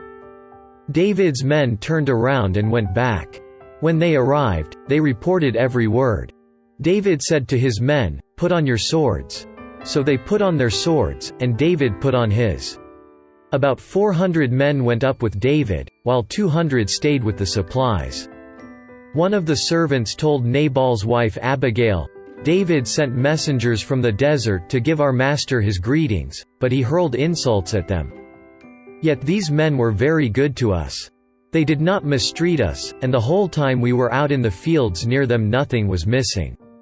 Night and day they were a wall around us all the time we were herding our sheep near them. Now think it over and see what you can do, because disaster is hanging over our master and his whole household. He is such a wicked man that no one can talk to him." Abigail lost no time. She took 200 loaves of bread, 2 skins of wine, 5 dressed sheep, 5 seahs of roasted grain, 100 cakes of raisins and 200 cakes of pressed figs, and loaded them on donkeys. Then she told her servants, "Go on ahead, I'll follow you." But she did not tell her husband Nabal.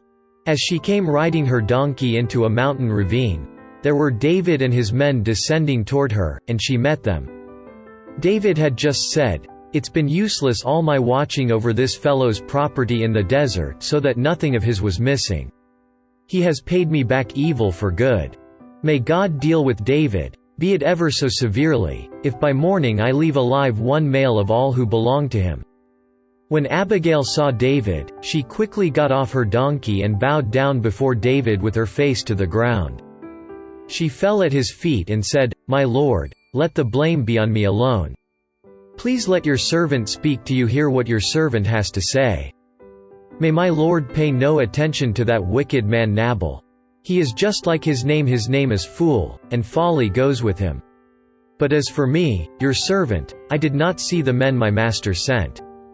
Now since the Lord has kept you, my master, from bloodshed and from avenging yourself with your own hands, as surely as the Lord lives, and as you live, may your enemies and all who intend to harm my master be like Nabal. And let this gift, which your servant has brought to my master, be given to the men who follow you. Please forgive your servant's offense, for the Lord will certainly make a lasting dynasty for my master, because he fights the Lord's battles. Let no wrongdoing be found in you as long as you live. Even though someone is pursuing you to take your life, the life of my master will be bound securely in the bundle of the living by the Lord your God. But the lives of your enemies he will hurl away as from the pocket of a sling. When the Lord has done for my master every good thing he promised concerning him and has appointed him leader over Israel, my master will not have on his conscience the staggering burden of needless bloodshed or of having avenged himself. And when the Lord has brought my master success, remember your servant." David said to Abigail, "Praise be to the Lord, the God of Israel, who has sent you today to meet me. May you be blessed for your good judgment and for keeping me from bloodshed this day and from avenging myself with my own hands.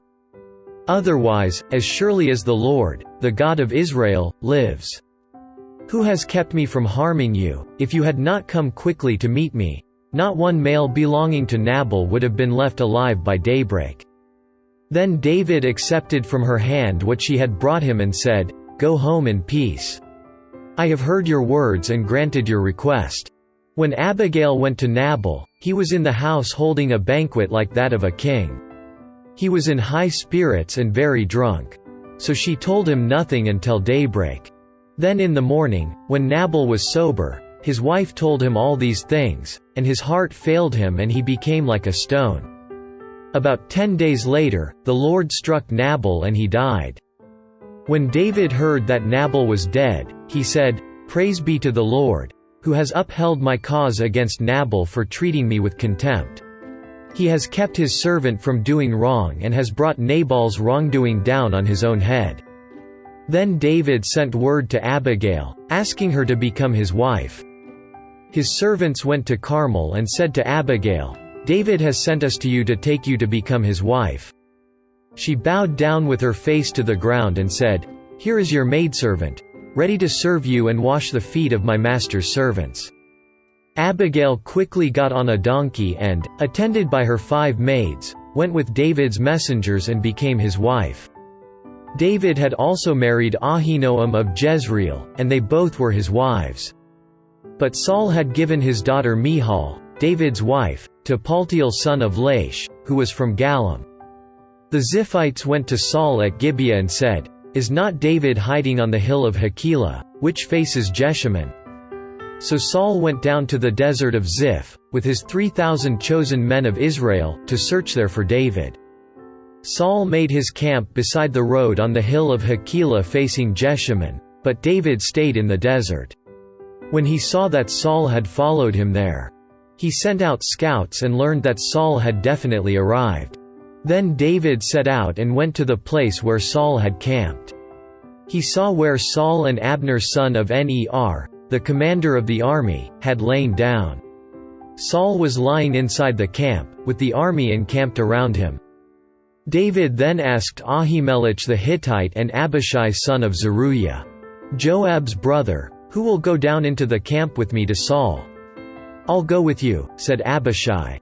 So David and Abishai went to the army by night, and there was Saul, lying asleep inside the camp with his spear stuck in the ground near his head. Abner and the soldiers were lying around him. Abishai said to David, "Today God has delivered your enemy into your hands. Now let me pin him to the ground with one thrust of my spear. I won't strike him twice." But David said to Abishai, "Don't destroy him. Who can lay a hand on the Lord's anointed and be guiltless? As surely as the Lord lives," he said, "the Lord himself will strike him. Either his time will come and he will die, or he will go into battle and perish. But the Lord forbid that I should lay a hand on the Lord's anointed. Now get the spear and water jug that are near his head, and let's go." So David took the spear and water jug near Saul's head, and they left. No one saw or knew about it, nor did anyone wake up. They were all sleeping, because the Lord had put them into a deep sleep. Then David crossed over to the other side and stood on top of the hill some distance away. There was a wide space between them. He called out to the army and to Abner son of Ner, "Aren't you going to answer me, Abner?" Abner replied, "Who are you who calls to the king?" David said, "You're a man, aren't you? And who is like you in Israel? Why didn't you guard your lord the king? Someone came to destroy your lord the king. What you have done is not good. As surely as the Lord lives, you and your men deserve to die, because you did not guard your master, the Lord's anointed. Look around you. Where are the king's spear and water jug that were near his head?" Saul recognized David's voice and said, "Is that your voice, David my son?" David replied, "Yes it is, my lord the king." And he added, "Why is my lord pursuing his servant? What have I done, and what wrong am I guilty of? Now let my lord the king listen to his servant's words. If the Lord has incited you against me, then may he accept an offering. If, however, men have done it, may they be cursed before the Lord. They have now driven me from my share in the Lord's inheritance and have said, 'Go, serve other gods.' Now do not let my blood fall to the ground far from the presence of the Lord. The king of Israel has come out to look for a flea as one hunts a partridge in the mountains." Then Saul said, "I have sinned. Come back, David my son. Because you considered my life precious today, I will not try to harm you again. Surely I have acted like a fool and have erred greatly. Here is the king's spear." David answered, "Let one of your young men come over and get it. The Lord rewards every man for his righteousness and faithfulness. The Lord delivered you into my hands today, but I would not lay a hand on the Lord's anointed. As surely as I valued your life today, so may the Lord value my life and deliver me from all trouble." Then Saul said to David, "May you be blessed, my son David. You will do great things and surely triumph." So David went on his way, and Saul returned home. But David thought to himself, "One of these days I will be destroyed by the hand of Saul. The best thing I can do is to escape to the land of the Philistines. Then Saul will give up searching for me anywhere in Israel, and I will slip out of his hand." So David and the 600 men with him left and went over to Achish son of Mauch king of Gath. David and his men settled in Gath with Achish. Each man had his family with him, and David had his 2 wives Ahinoam of Jezreel and Abigail of Carmel, the widow of Nabal. When Saul was told that David had fled to Gath, he no longer searched for him. Then David said to Achish, "If I have found favor in your eyes, let a place be assigned to me in one of the country towns, that I may live there. Why should your servant live in the royal city with you?" So on that day Achish gave him Ziklag, and it has belonged to the kings of Judah ever since.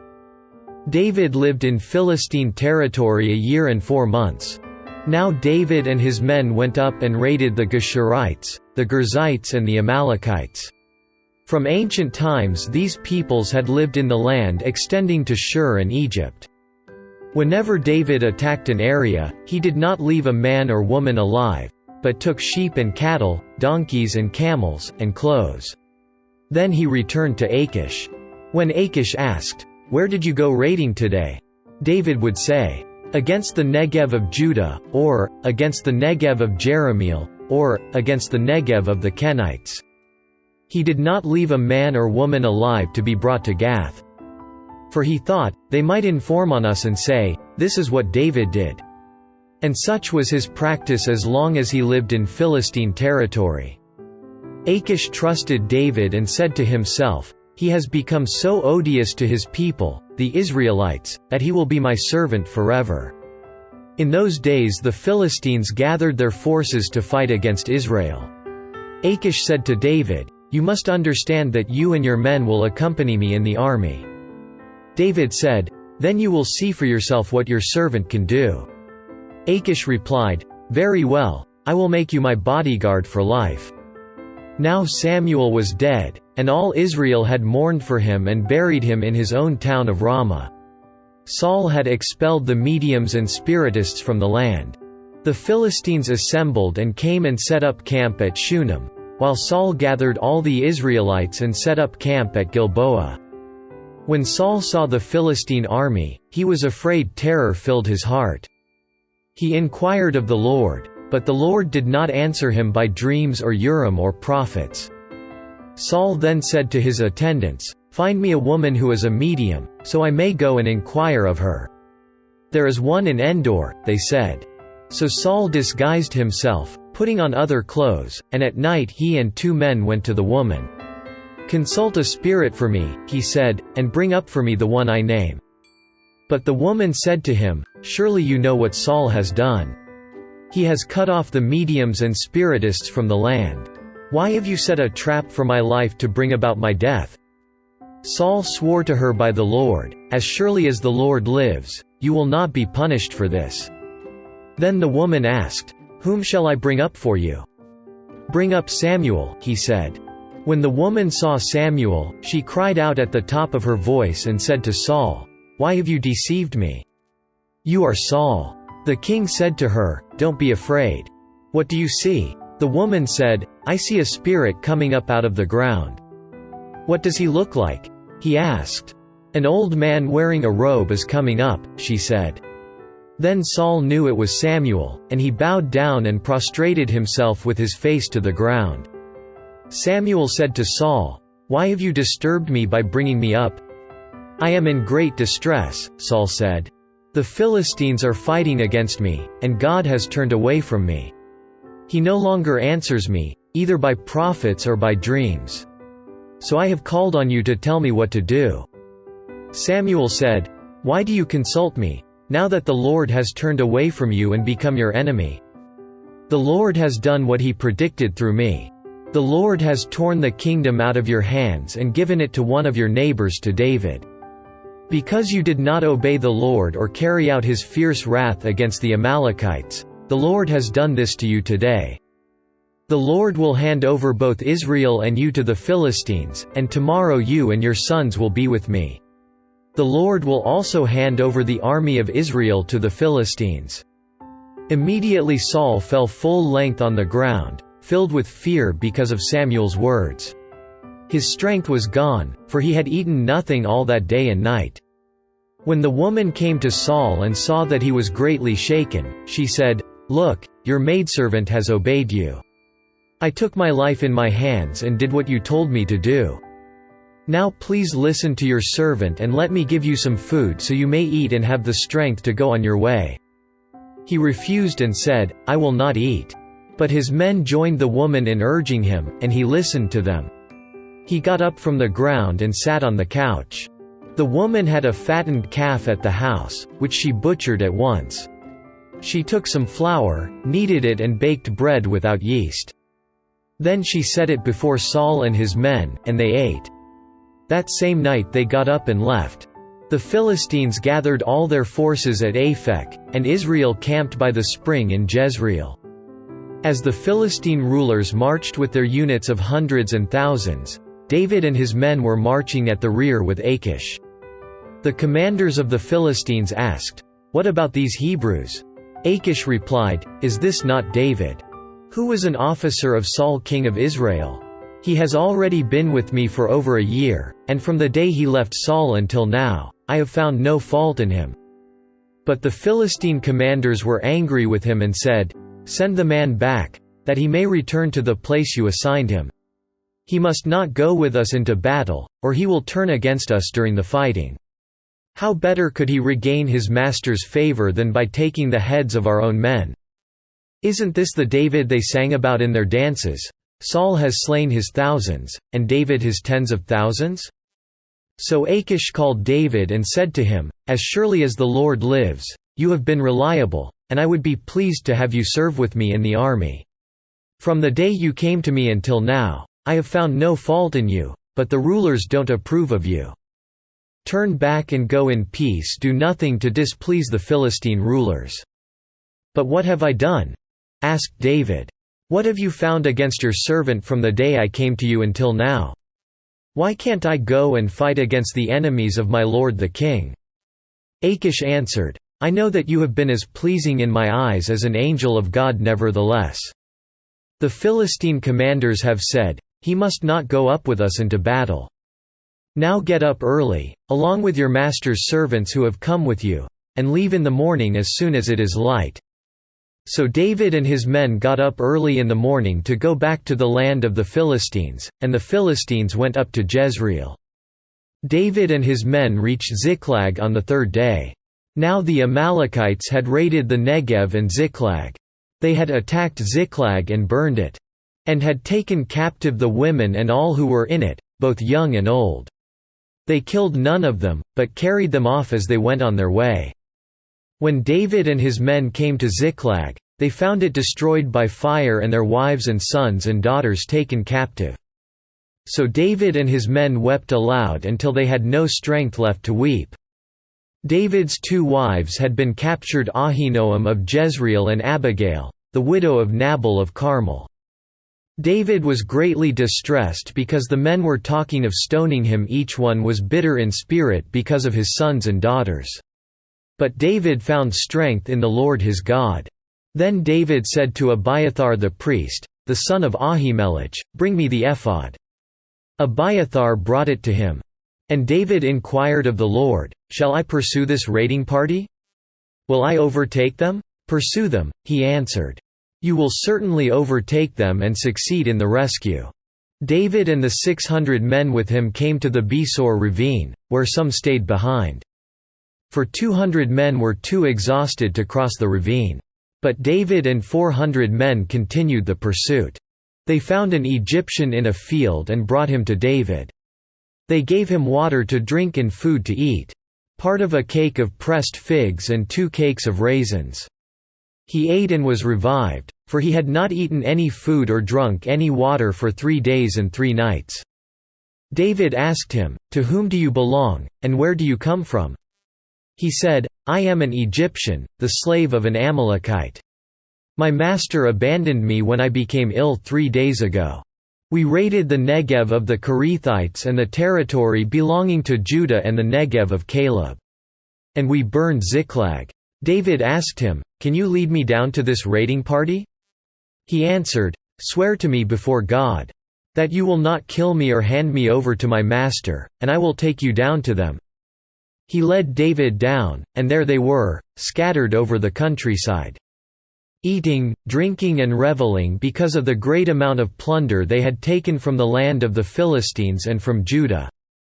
David fought them from dusk until the evening of the next day, and none of them got away, except 400 young men who rode off on camels and fled. David recovered everything the Amalekites had taken, including his 2 wives. Nothing was missing, young or old, boy or girl, plunder or anything else they had taken.